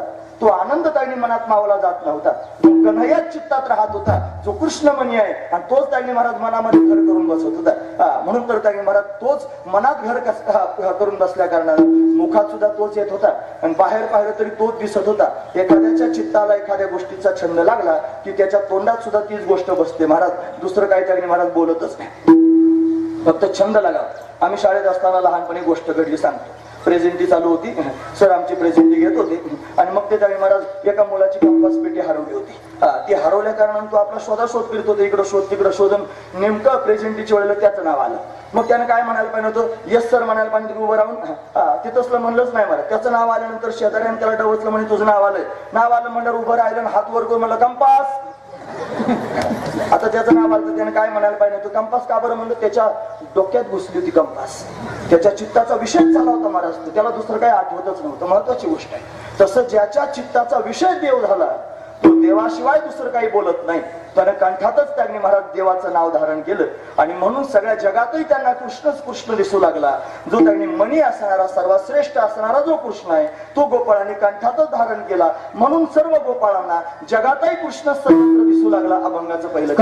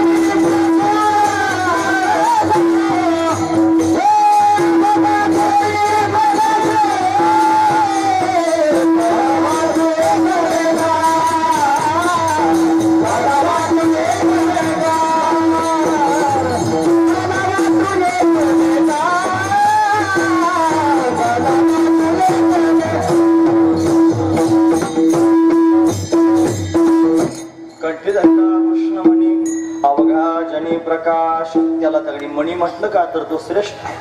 इतर सगळ्या अवतारांमध्ये कृष्ण अवतार का श्रेष्ठ आहे त्याच्याकडे पाहूनच खेचून घेतो महाराज. महत्वाची गोष्ट आहे. अनेक अवतार आहे. देवानं माशाचं रूप धारण केलं, मत्स्य झाला, कधी कश्यप झाला, कधी वराह झाला, कधी नरसिंह झाला, कधी वामन झाला, कधी परशुराम झाला. एवढे रूप त्यानं धारण केले. पण कधी एखादा माणूस हातात माळ घेऊन मत्स्य मत्स्य मत्स्य म्हणताना दिसला का? कधी एखादा कश्यप कश्यप कश्यप म्हणताना दिसला का? नाही म्हणत. कधी नरसिंह नरसिंह त्याने म्हणतोय का? एखाद्या ठिकाणी क्वचित नरसिंहाचं मंदिर असताना लोक दर्शनाला जातात आणि दर्शनाला गेल्यावर सुद्धा त्याचं तोंड सिंहाचं असल्या कारणाने त्याला भेटतात महाराज बरेच लोक. म्हणून त्याने असं भगवंताचं रूप त्याने कोणतंच नाही की ज्याच्याकडे पाहिल्यावर आकृष्ट होईल माणूस. म्हणून कृष्ण अवतार असा की जो त्यांनी सर्वांना वेधून घेणार आहे. म्हणून तो कृष्ण मणी आहे आणि त्याचा छंद त्यांनी जीवाला लागला, त्याचा छंद त्याच्या भक्तांना लागला. म्हणून अखंड त्याचं नामचिंतन करत तो कंठातच धारण केला आणि कंठात धारण केला आणि म्हणून तर त्यांनी महाराज चित्ताचा विषय झाल्या कारणाने सर्वत्र तोच दिसू लागला. मग त्यालाही असं वाटायला लागले की माझे भक्त माझं चिंतन करतात. मग त्या सगळ्या गोपाळांच्या संगतीत हा उड्या मारू लागला. त्या गोपाळांकडे जरा पाहिलं, थोडे मरतुकडे झालेले दिसले महाराज गोपाळ. असे खाता पिता मर तुकडे झाले. ते म्हणले का रे गवळ्याच्या घरची पोरं तुम्ही अशी मरायला कशाने लागले, खायला भेटत नाही का? ते म्हणले देवा आहे आमच्या घरी सगळं त्यांनी, पण ते सगळं त्यांनी डेअरीला जातं, आमच्या डेअरीला काही शिल्लक राहत नाही. मग काय करायचं, बाजाराला घेऊन जातात आमचे घरचे लोक. मग काय करायचं आता, मग सगळ्या गावातल्या लोकांना बोलवलं, ग्रामसभाच घेतली महाराज देवानं. त्या काळापासून आहे ते सगळं घेतली. सर्वांना सांगितले पा आपल्या लेकरांना पोटभर खाऊ घाला, मग बाजाराला घेऊन जा. गावातले लोक म्हणले कंस मोठा वाईट आहे. त्यानं सांगितलं त्यांनी मला सगळं बाजाराला आणायचं, घरी अजिबात ठेवायचं नाही, कंसाची आम्हाला भीती वाटते म्हणले, त्याच्यामुळे नेऊन पोहोचवावं लागतं. मग गावातल्या लोकांनी पोरांना खाऊ घालायला नकार दिला. मग देवानं विचार केला आता ग्रामसभा घेऊन उपयोग नाही, आता फक्त सदस्यांची मीटिंग घेतली पाहिजे. मग सारे सदस्य बोलवले, पेंद्या वरद्या वाकुड्या सारे बोलवले, एकत्र केले आणि एकत्र करून सगळ्यांच्या मध्ये उभा राहिला आणि सगळ्यांना सांगायला लागला हे पहा आता घरचे लोक आपल्याला खायला देत नाही, आपण आपलंच खायचं. म्हणे कसं काय खायचं, आपण आता चोऱ्या करू म्हणले. चोरी करणं काय चांगलं काय, जर उभा राहिला म्हणे देवा चोऱ्या करणं काय चांगली गोष्ट असते का? म्हणे शांत राहा, चोऱ्या काय लोकांच्या घरी नाही आपल्याच घरी करायचे. मग त्यांनी महाराज पोरांना नंबर ठरवून दिले, आज याच्या घरी, उद्या त्याच्या घरी, परवा त्याच्या घरी, असं सर्वांना त्यांनी महाराज ठरवलं. आणि मग त्यांनी महाराज सांगितलं हे पहा आम्ही संध्याकाळच्या वेळेला सगळेजण येऊ, तू आपलं त्यांनी घरातून घराची कडी उघडी करून ठेव, आम्हाला घरात नाही जेवढे त्यांनी महाराज कुठे माठ असतील आम्हाला दाखव, आम्ही त्यांनी लोणी वगैरे सगळं खाऊन झाल्यानंतर आम्हाला हळवारपणे बाहेर नेऊन पोहोचवा, नंतर आतून कडी लावून द्या, उद्या पेपरला बातमी द्या दरोडा पडला म्हणून. म्हणजे घरमालकानं चोर घरात न्यायचे, आपली तुझरी दाखवायची, माल सुद्धा काढू लागायचा आणि सगळं होऊन त्यांनी चोर बाहेरही काढून द्यायचे, कड्या लावून घ्यायचे आणि दुसऱ्या दिवशी पेपरला बातमी देऊन टाकायची दरोडा पडला. असंच दरोडे पडायला लागले गोकुळामध्ये. सर्वत्र त्यांनी मला हाहाकार झाला, कोण चोऱ्या करते समजेना. मग त्यांनी मला गोपिकांनी पाहायला सुरुवात केली, म्हणे अरे हे तर धंदाचं पोरग आहे, चोऱ्या करत आहे, गोपाळांना अशा पद्धतीने खाऊ घालताय. या गोपाळांना भगवंताच्या संगतीत त्यांनी काला प्राप्त होऊ लागला. हे गोपाळ भगवंताचं कौतुक करू लागले. ते म्हणतात बहुबरा या संगाती मिळे चारा. हा फार चांगला आहे, याच्या संगतीत चारा मिळतोय जो आजपर्यंत मिळाला नाही, आजपर्यंत खायला मिळालं नाही, ते याच्या संगतीत त्यांनी खायला मिळते. घरी जर डोकवून पाहिलं तर ताकाचे सरोवर आहेत आणि याच्या संगतीत जर पाहिलं तर नवनीताचे पूर आहेत. म्हणून गोपाळांना कन्हैयाच्या संगतीमध्ये काला प्राप्त होऊ लागला. तो कन्हैया गोपाळांना काला देतोय. गोपाळ संतुष्ट आहेत महाराज, काला स्वतःही खातात आणि एकटे खातात असं नाही, ते दुसऱ्यांनाही काला देतात. कोणाकोणाला देतात, जे कन्हैयावर अनन्य भावानं प्रेम करणारे निके वैष्णव आहेत, त्या वैष्णवांना त्यांनी महाराज हे गोपाळ आवर्जून बोलावतात आणि काला खाऊ घालतात. म्हणून हा काला वाटण्याचाच आहे, तो म्हणतात पण कोणाला, वैष्णवांनाच देवाभंगाचा दुसरा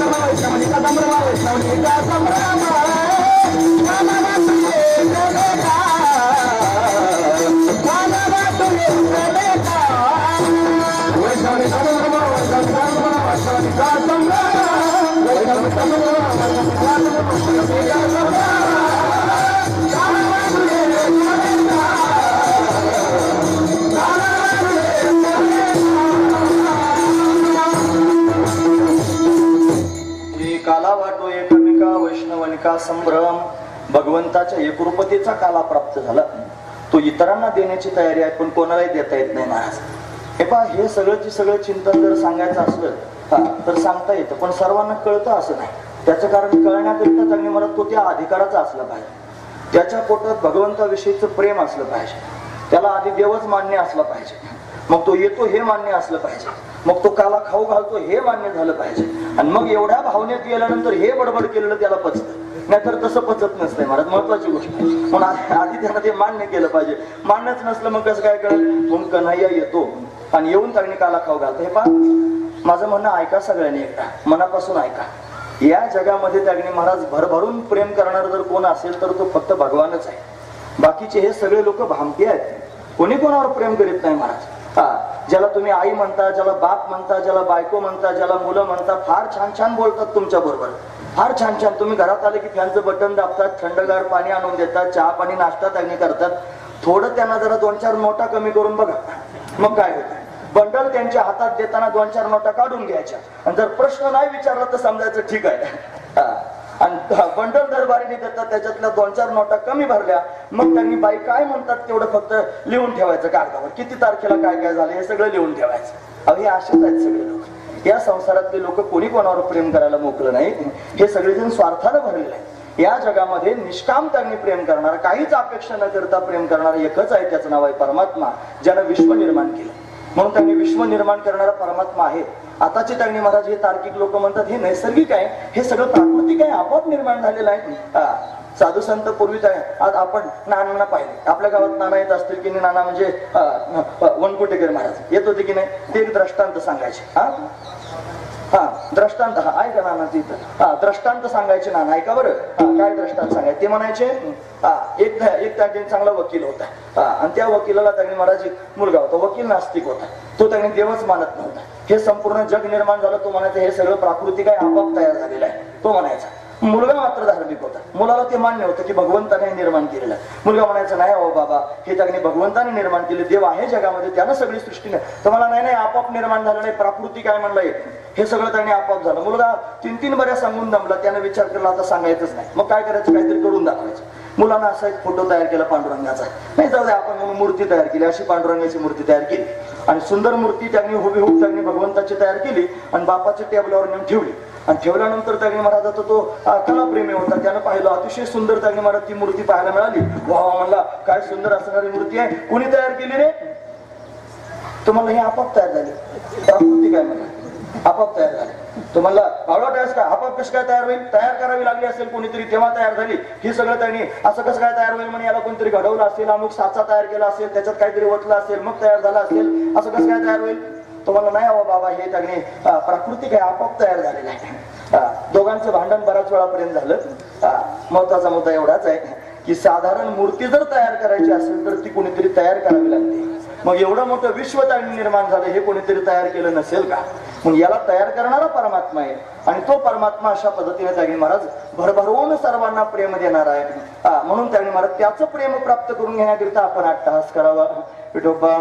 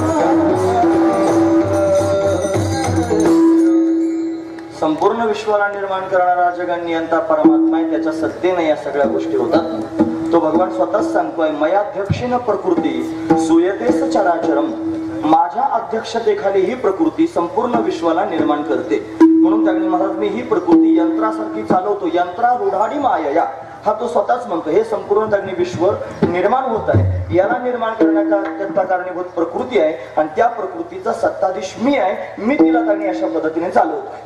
म्हणजे तो परमात्मा विश्व निर्माण करणार आहे. म्हणून तो त्यांनी महाराज निष्काम प्रेम सर्वांवर करतोय. सगळे लोक आपण आताच ऐकतो तो सारे त्यांनी लोक प्रेम करतात, पण काहीतरी स्वार्थानं प्रेम करतात. म्हणून त्यांनी स्वार्थानं प्रेम करणाऱ्या लोकांपेक्षा परमात्म्याकडे पाहिलं पाहिजे. तो निस्वार्थ प्रेम करतोय, त्याला आपण काहीच देऊ शकत नाही, आपल्याकडे त्याला देण्यासारखं काहीच नाही महाराज. म्हणे उदकी नानू तरी स्वरूप ते तुझे, तिथे काय माझे वेचे सांगा. पाणी घालायचं म्हणलं तर पाणी त्यानं तयार केलं. म्हणे तांदूळ देवाला व्हायचे, म्हणे वाह तांदूळ, तांदूळ त्यानं तयार केले. म्हणे सुपारी घ्यायची, मग ती अशी करायची, तांबूळ व्हायचं. म्हणे त्याला विडा द्यायचा पाण्याचा, त्याची पानं त्यानं तयार केले, सुपारी त्यानं तयार केली, सगळं त्यानं तयार. तुझं काय आहे महत्वाचा विचार आहे? आपल्याकडे त्याला देण्यासारखं स्वतःच काहीच नाही, म्हणून आपण त्याला काय देणार आहोत? आपल्याकडे देण्यासारखं एकच आहे, त्याचं नाव आहे प्रेम. पण आपण परमात्म्याला प्रेम देऊ शकतो. त्याच्या मोबदल्यात काय प्राप्त करून घ्यायचंय? परमात्म्याकडून प्रेमच प्राप्त करून घ्यायचंय. या जगामध्ये देण्यासारखं आणि घेण्यासारखं जर काय असेल तर फक्त प्रेमच आहे महाराज. नाही तर बाकीच्या सगळ्या गोष्टी त्यांनी महाराज जगात संपून जाणाऱ्या आहेत. प्रेम अशी गोष्ट आहे जी संपत नाही. अहो प्रेम होतं म्हणून तर 5000 वर्षापूर्वीचं पेंदे आज त्याचं नाव घेतलं जाते. वर्ध्या, वाकुड्या, सुदाम, श्रीदाम ही नावं आज आपण घेतो. 5000 वर्षापूर्वीची गोष्ट आहे. का? प्रेम केलंय कन्हैयावर म्हणून, प्रेम केलंय भगवंतावर म्हणून. जो प्रेम करतो तो त्यांनी अशा पद्धतीने चिरंतन होऊन जातो. हा त्यातला भाव आहे. म्हणून त्यांनी महाराज गोपाळांनी भगवंतावर प्रेम केलं आणि भगवंतानं त्यांना काला प्राप्त करून दिला. या गोपाळांनी भगवंताच्या संगतीत त्यांनी काला घेतला आणि इतरांना सुद्धा तो काला वाटला. पण कोणाला काला वाटला? म्हणे वैष्णवनिका संभ्रम निक्या वैष्णवाला काला वाटला. म्हणून त्यांनी महाराज देवानं रोज उठून चोऱ्या कराव्यात आणि त्या चोऱ्या त्यांनी लोण्याच्या कराव्यात. लोकांना वाटलं लोण्याच्या चोऱ्या करतोय. लोण्याची चोरी करत नव्हता. तो प्रेम प्राप्त करून घेण्याकरिता जात होता. त्याच्या घरी एवढं भरलेलं होतं महाराज, कशाला लोकांच्या घरी चोऱ्या करायला जाईल? पण का जात होता? आणि आणखी महत्वाचा मुद्दा आहे का? तुम्ही ऐकतात ना सर्वजण? महत्वाचा मुद्दा सांगतो. आपण सामान्य माणसं, संसारातली माणसं, आपण त्यांनी बिगर आमंत्रणाचं कोणाच्याच घरी जात नाही. बिगर आमंत्रणाचं कोणाच्या घरी जागरण असू द्या, कोणाचं लग्न असू द्या, कोणाची वास्तुशांती असू द्या, काही असू द्या, आमंत्रण आल्यानंतर आपण तिथे जातो. बिगर आमंत्रणाचे आपण जात नाही. लग्न कार्याला सुद्धा बिगर आमंत्रणा, एखादा जात असेल बिगर आमंत्रणाचा खाण्यावारी, पण आता त्याचं मला सांगायचं नाही, पण नाही जात शक्यतो कोणी. बरोबर आहे की नाही गोष्ट? संसारातली माणसं जर बिगर आमंत्रणाचं कोणाच्या घरी जात नाहीत तर जगाचा मालक बिगर आमंत्रणाचा आपल्या घरी येईल का? त्यानं यावं असं वाटतं की नाही सगळ्यांना. मग आपण काय केलं पाहिजे? त्याला आमंत्रण दिलं पाहिजे. का नाही, या माझ्या पण घरी कधीतरी ये ना, माझ्याही घरचं लोणी कधीतरी खा ना, असं मनातली मनात आपण म्हणावं. मग तो का नाही आपल्यापर्यंत येईल. नाही तर असा भेटत नाही महाराज. पण गोपिकांनी त्याला पाहावं, त्याचं सौंदर्य पाहून विभोर होऊन जावं. किती सुंदर आहे. आपण रोज ऐकत असता, असू द्या, सगळे ऐकणारे आहात म्हणून एक भजन म्हणतो तुमच्या समोर, म्हणू का?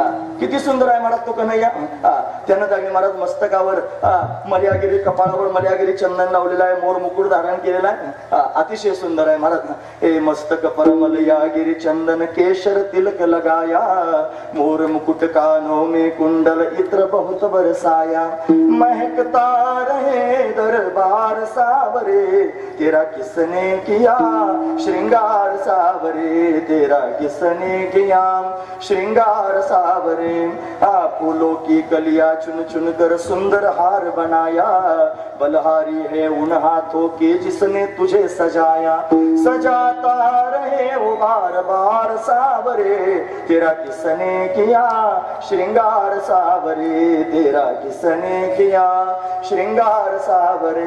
कन्हैयाचा शृंगार पाहून गोप गोपिकाने विभोर व्हावं आणि त्यालाच विचारावं, किती सुंदर दिसतोस, लागे दुल्हासा दीदार सावरे, तेरा किसने किया श्रृंगार सावरे. नवरदेवासारखा दिसतोस ना, कोणी एवढा शृंगार केला सांग? त्याला सल्ला द्यायच्या महाराज गोपिका, एवढा सजू नकोस, सज मत शाम नजर लग जाएगी, बरसाने की गुजरी, बरसाने की गुजरी तेरे पे मर जाएगी, सज मत शाम नजर लग जाएगी. कन्हैया एवढा शृंगार करू नकोस, तुला नजर लागेल ना रे कोणाची. असा असणारा हा भगवान. त्याच्याकडे पाहून गोपिकांनी विभोर व्हावं आणि मनातली मनात विचार करावा, हा जर आपल्या घरी आला तर किती चांगलं होईल. त्यांच्या मनातलं या मनकवड्यानं जाणावं आणि जाणून त्यांनी महाराज गोपिकांच्या घरी जावं, त्यांचं आमंत्रण स्वीकारून त्यांच्या घरी जावं. हा विनाकारण कोणाच्या घरी लोणी खायला जात नव्हता. त्या गोपिका त्याच्या सौंदर्यावर भाळून त्याला मनातली मनात आमंत्रण देत होत्या, म्हणून हा लोणी खाण्याकरिता जात होता. यानं लोणी खाल्लं की त्या गोपिका विभोर होत होत्या महाराज. त्यांच्या समोरच जायचा घरात. लोकांना वाटतं गुपचूप जात होता.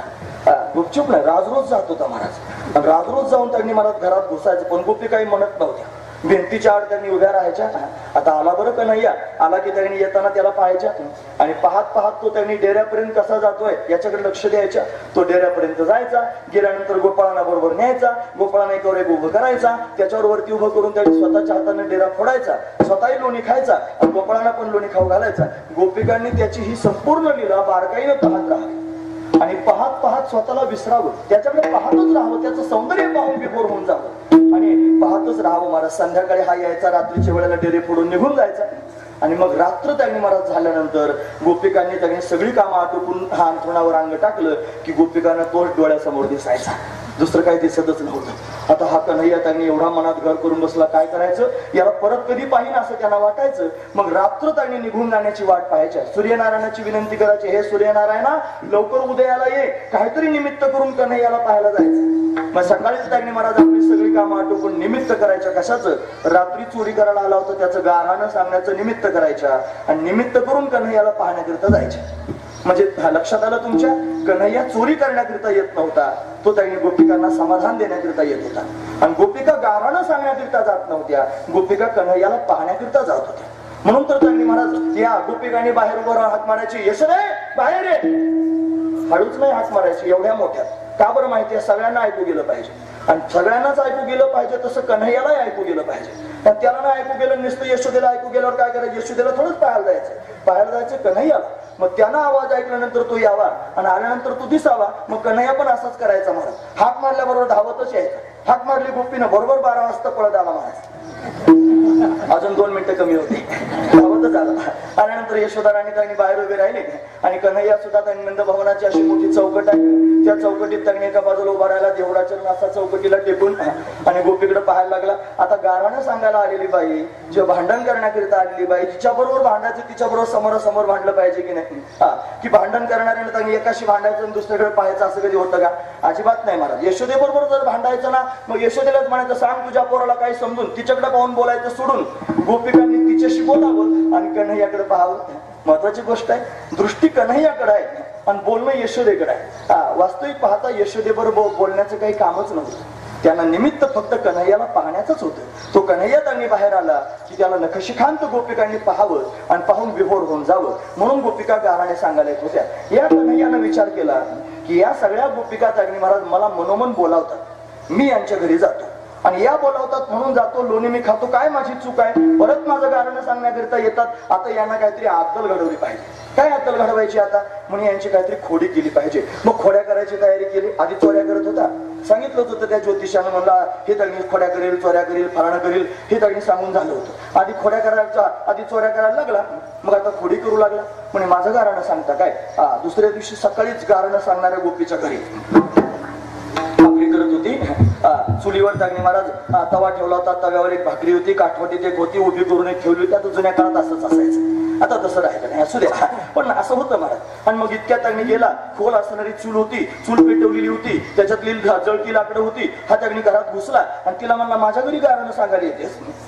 तू मनात मला बोलवते म्हणून तुझ्या घरचं लोणी खायला आलो, खुशाल माझ्या आईला गारणं सांगायला आली, काय समजतेस म्हणे स्वतःला? माझ्या घरी येतेस? घेतलं लाकूड काढून चुलीत, तिच्या चुलीतलं लाकूड काढलं, तिच्याच घराला लावायला लागलं. देऊ का मला तुझं घर पेटून? आता काय करा? ती म्हणली का ना, अरे माझं घर पेटू नकोस असं म्हणलं की तसंच धरलं तिच्या तोंडावर.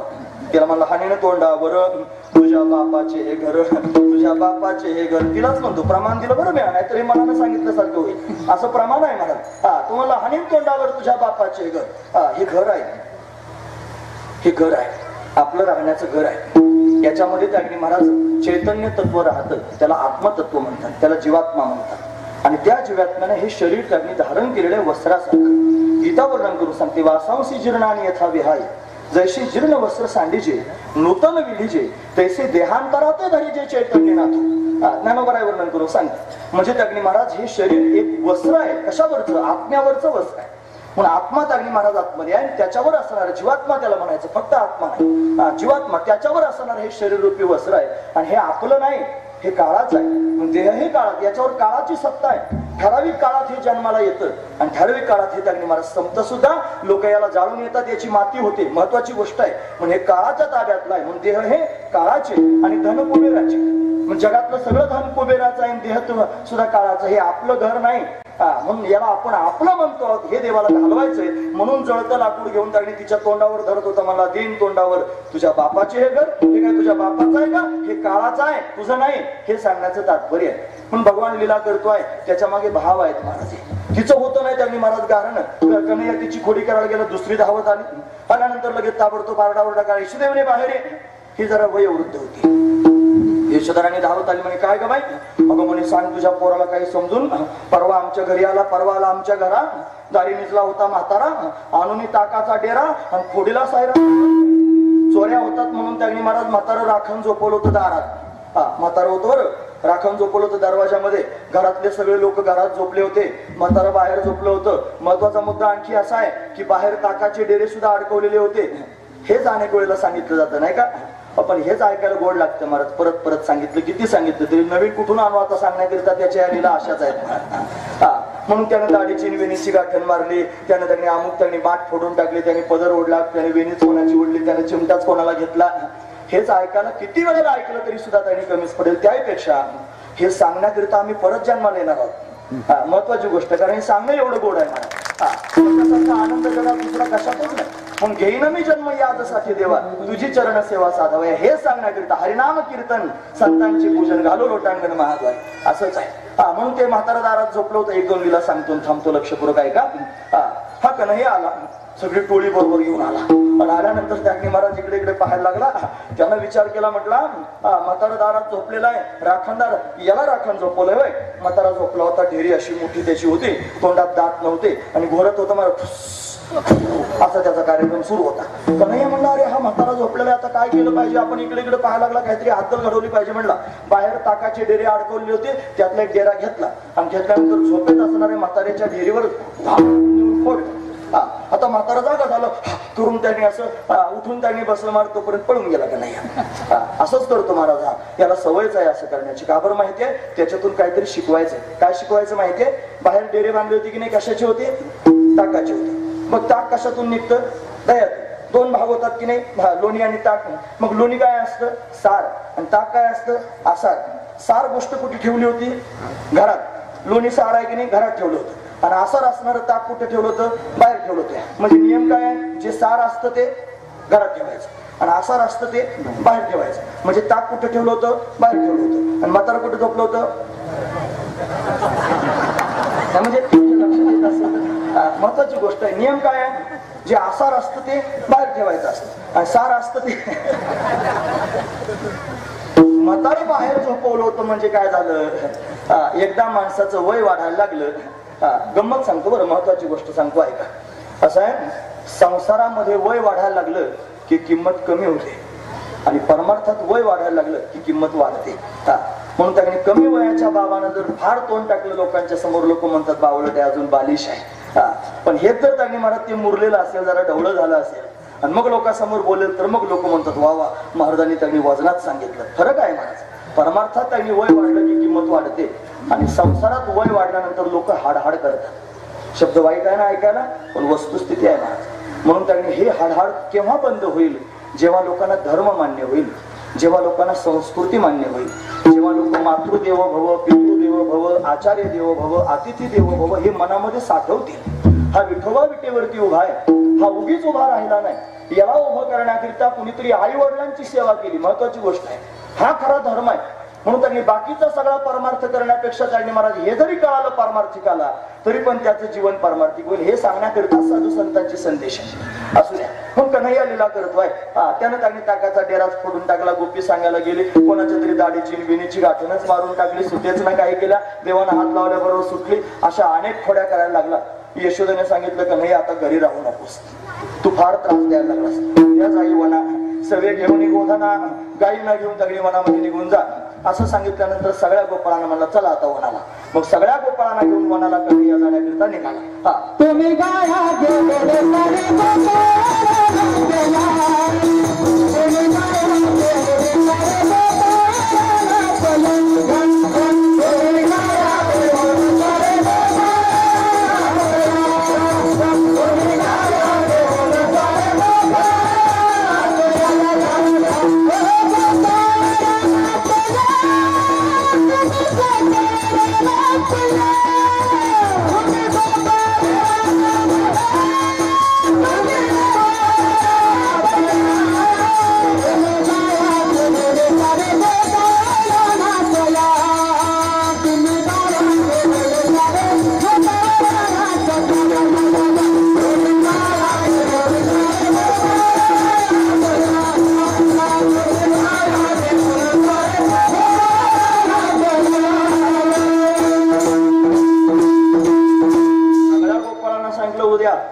सारे सगळेजण गाया घेऊन सगळे गोपाळ वनात जाऊ लागले. वनात गेल्यानंतर भगवान त्यांच्यावर लीला करतोय, खेळतोय, उड्या मारतोय, बागडतोय. खेळ खेळून खेळून त्यागणी महाराज सर्वजण दमले आणि दमल्यानंतर भूक लागली. आलो ना आपण मुद्द्यावर आता.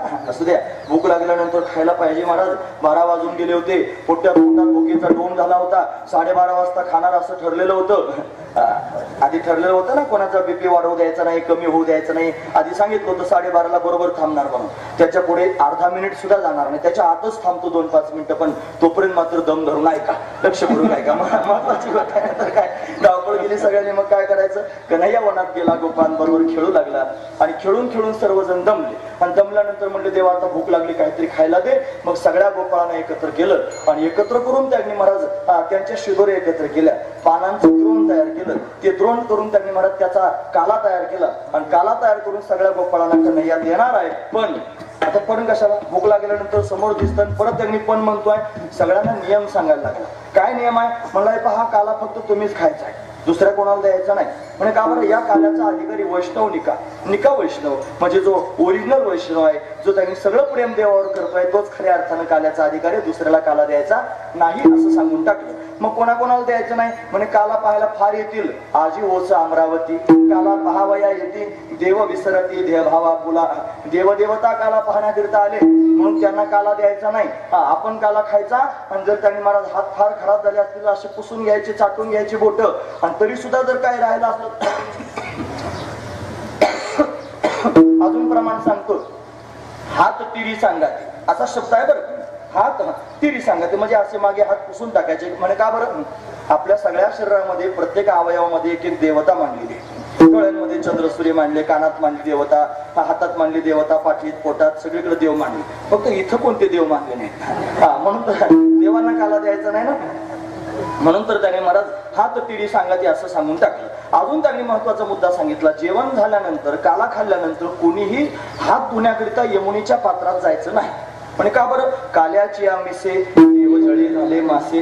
देव त्यांनी महाराज मासे झालेले आहेत, त्यांना कोणत्याच अंगानं काला द्यायचं नाही. काला त्यांना मिळतो जे भगवंतावर भरभरून प्रेम करतात, जे संपूर्ण देवावर प्रेम करतात. देवता देवावर प्रेम करीत नाही. इंद्र आदी करून जे देव आहेत यांचं देवावर प्रेम नाही, त्यांचं त्यांनी महाराज त्यांच्या स्वर्गावर प्रेम आहे, म्हणून त्यांना काला द्यायचा नाही. मग इथे ब्रह्मदेव जरी आला तरी त्याला काला द्यायचा नाही. पण ब्रह्मदेव आला सुद्धा, नाना अवतारी अवतारला देव, पर या अवतारीचा नवलाव देवान कळे अभिप्राव अगम्य पहाव हरी लीला.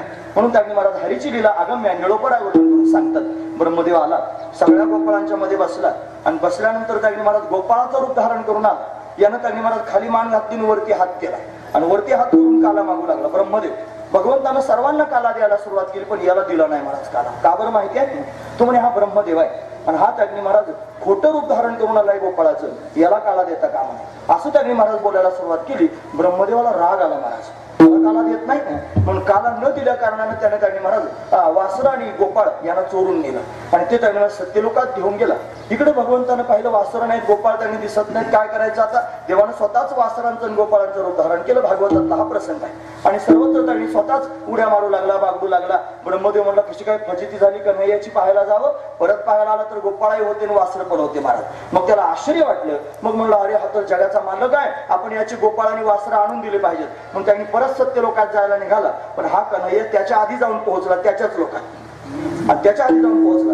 आणि पुन्हा त्याला त्यांनी महाराज आतमध्ये प्रवेश करताना कन्हैयाच्या रूपात नाही गेला, ब्रह्मदेवाच्या रूपात गेला. 4-4 मुंडके असे घेऊन त्यांनी आतमध्ये प्रवेश केला आणि वरतून त्याच्या सेवकांना सांगितले, पहा मी आता घरी आलेलो आहे, मी माझ्या जागेवर जाऊन बसतो. माझ्यासारखे नकली फिरायला लागले, कोणाला अजिबात आतमध्ये येऊ द्यायचं नाही. आणि जाऊन बसला त्याच्या जागेवर, ब्रह्मदेवाच्या कमळात जाऊन बसला. आणि बसल्यानंतर हा ओरिजिनल ब्रह्मदेव आला आणि आल्यानंतर आतमध्ये प्रवेश करायला लागला. त्याच्याच सेवकाने अडवला, आहे ना कुठे चालला म्हणे, माझं घर आहे, मी चाललो माझ्या जागेवर बसायला. म्हणे गपरा, आतमध्ये बघ जरा डोकावून. आतमध्ये डोकावून बघ म्हणलं की त्याने पाहिलं त्याच्या कमळात कन्हैया जाऊन बसला होता. ब्रह्मदेवाला कन्हैया दिसायचा आणि बाकीच्या सेवकांना तो ब्रह्मदेव दिसायचा. फजिती झाली ब्रह्मदेवाची. त्याला कळाली त्याची चूक. का तो त्यांनी महाराज त्या गोपाळांना आणि वासरांना घेऊन पुन्हा भगवंताच्या समोर आला. देवानं कळंबाच्या झाडाखाली उभं राहून पावा वाजवायला सुरुवात केली. देहुडाच्या चमत्कार असा होता की हजारो ब्रह्मदेवांची लाईन लागली होती, बारी लागली होती दर्शन घेण्याकरिता. आणि हा त्याच्यात गेला. हंसांची पार्किंग लागली होती. ब्रह्मदेव हंसावर बसून येतो ना, पण हंस सगळे पार्किंगला लावलेले होते. हा ब्रह्मदेव त्यांनी आला होता, नमस्कार करण्याकरिता घुसत होता. सगळे लाईनीत उभे होते, याला कोणी घुसून देत नव्हतं. हो म्हणे बाजूला, त्याला सगळेजण बाजूला करत होते. बरंच घुसला आणि घुसून भगवंताच्या समोर साष्टांग प्रणिपात केला. आणि काय म्हटलं माहिती आहे? त्याला म्हणतोय देवा अरे मी चुकलो. का बरं? मला आजपर्यंत वाटत होतं की तू माझ्या सृष्टीतला एक जीवजंतू आहेस. मला आतापर्यंत असं वाटत होतं की तू माझ्या सृष्टीतला आहे, पण मला आज कळालं की तू माझ्या सृष्टीतला नसून मीच तुझ्या सृष्टीतला आहे. महत्वाची गोष्ट आहे मला. म्हणून ब्रह्मदेवासारखे भगवंताच्या सृष्टीतले हा भगवंताचा महिमा आहे. म्हणून त्या ब्रह्मदेवानं गोपाळांचा महिमा गायला. ते म्हणतात अहो भाग्यम अहो भाग्यम नंद गोप व्रज एक साम यन्मित्रम परमानंदम पूर्ण ब्रह्म सनातनम. म्हणून गोपाळ भाग्यवान आहेत की परमानंद असणारा परमात्मा, ब्रह्म रूप असणारा परमात्मा यांच्या बरोबर खेळतोय, उड्या मारतोय. असे गोपाळ श्रेष्ठ आहेत महाराज. म्हणून तर त्याने महाराज काला द्यायचा, पण ब्रह्मादिकांना सुद्धा द्यायचा नाही. मग त्यांना काय करायचं?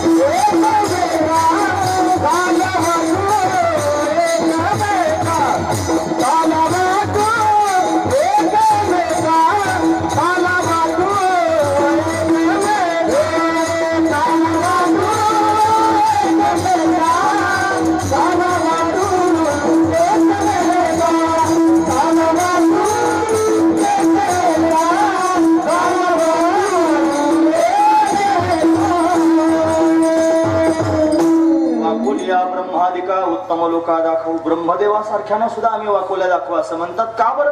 त्याचं कारण या भूमंडळावरती या काल्याचे अधिकारी आम्हीच आहोत. आम्ही बलवान आहोत आणि सामान्य बलवान नाहीत, गाढे बलवान आहोत. अभंगाचं शेवटचं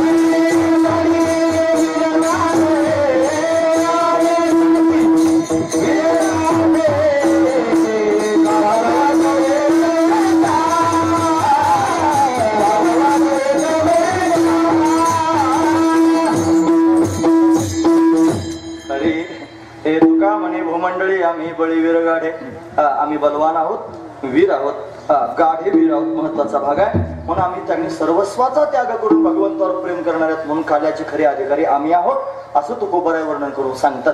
भगवंतानं सगळ्या गोपाळांना अवतीभोवती बसवलं, छोट्या छोट्यांना जवळ घेतलं, मोठ्या मोठ्यांना दूर बसवलं आणि स्वतःच्या हातानं कालात आणि खाऊ घालतोय. भागवतकार त्याचं वर्णन करून सांगतात. हरी अभिभ्रद वेणुम जठर पटयो शृंग वेत्रेचे कक्षे वामे पानो मश्रुण कवलम तत्पलान्यंगोलीषु तिष्ठन मध्ये स्वपरी सुरधो हासे नर्म विस्मये स्वर्गे लोके मिशती बभुजे यज्ञ भोगबाल केले गोपाळ. भगवंतानं काला केला, गोपाळानं काला खाऊ घातला. सगळे गोपाळ संतुष्ट झाले. निळामणी अक्षराचा बंद जगता पावे ब्रह्मानंद, सर्वांना आनंद झाला. हा प्रसंग इथपर्यंत सांगायचा असतो. म्हणून आपण त्या मुद्द्यावर आलेलो आहोत. काला दोघांमध्ये होत असतो. एक त्या निमारात देव आहे आणि दुसरे भक्त आहेत. म्हणून काले 3 प्रकारचे आपण पाहिले. 12:15 बरोबर वाजलेले आहेत. मी 12:30ला थांबेन असं म्हटलं होतो, पण 2-5 मिनिटं आधी थांबतोय. म्हणजे तुम्ही मला त्या निमारात चांगलं म्हणलं पाहिजे. आता नाहीतर लांबवणारा बुवा असल्यानंतर त्याला फार नावं ठेवतात लोक. म्हणतात त्यानं लांबवलं. म्हणून निर्धारित वेळेच्या आधी 5-10 मिनिटं थांबणारा बुवा पाहिला का? पण आता मी शिकलोय ते काडीनं औषध लावायचं. आतापर्यंत चांगलं औषध लावित होतो लोकांना. आमची संध्याकाळी कथा चालू आहे आणि एक दिवस फक्त 15 मिनिटं कथा जास्त झाली. म्हणून सगळे संयोजक मंडळी त्यांनी तावात आले आणि आमच्या संयोजक मंडळींना म्हणायला लागले महाराजांनी 15 मिनिटं लांबवले. म्हणलं यांना ऐकायची जर इच्छा नसेल मी का जीव तोडून सांगतोय.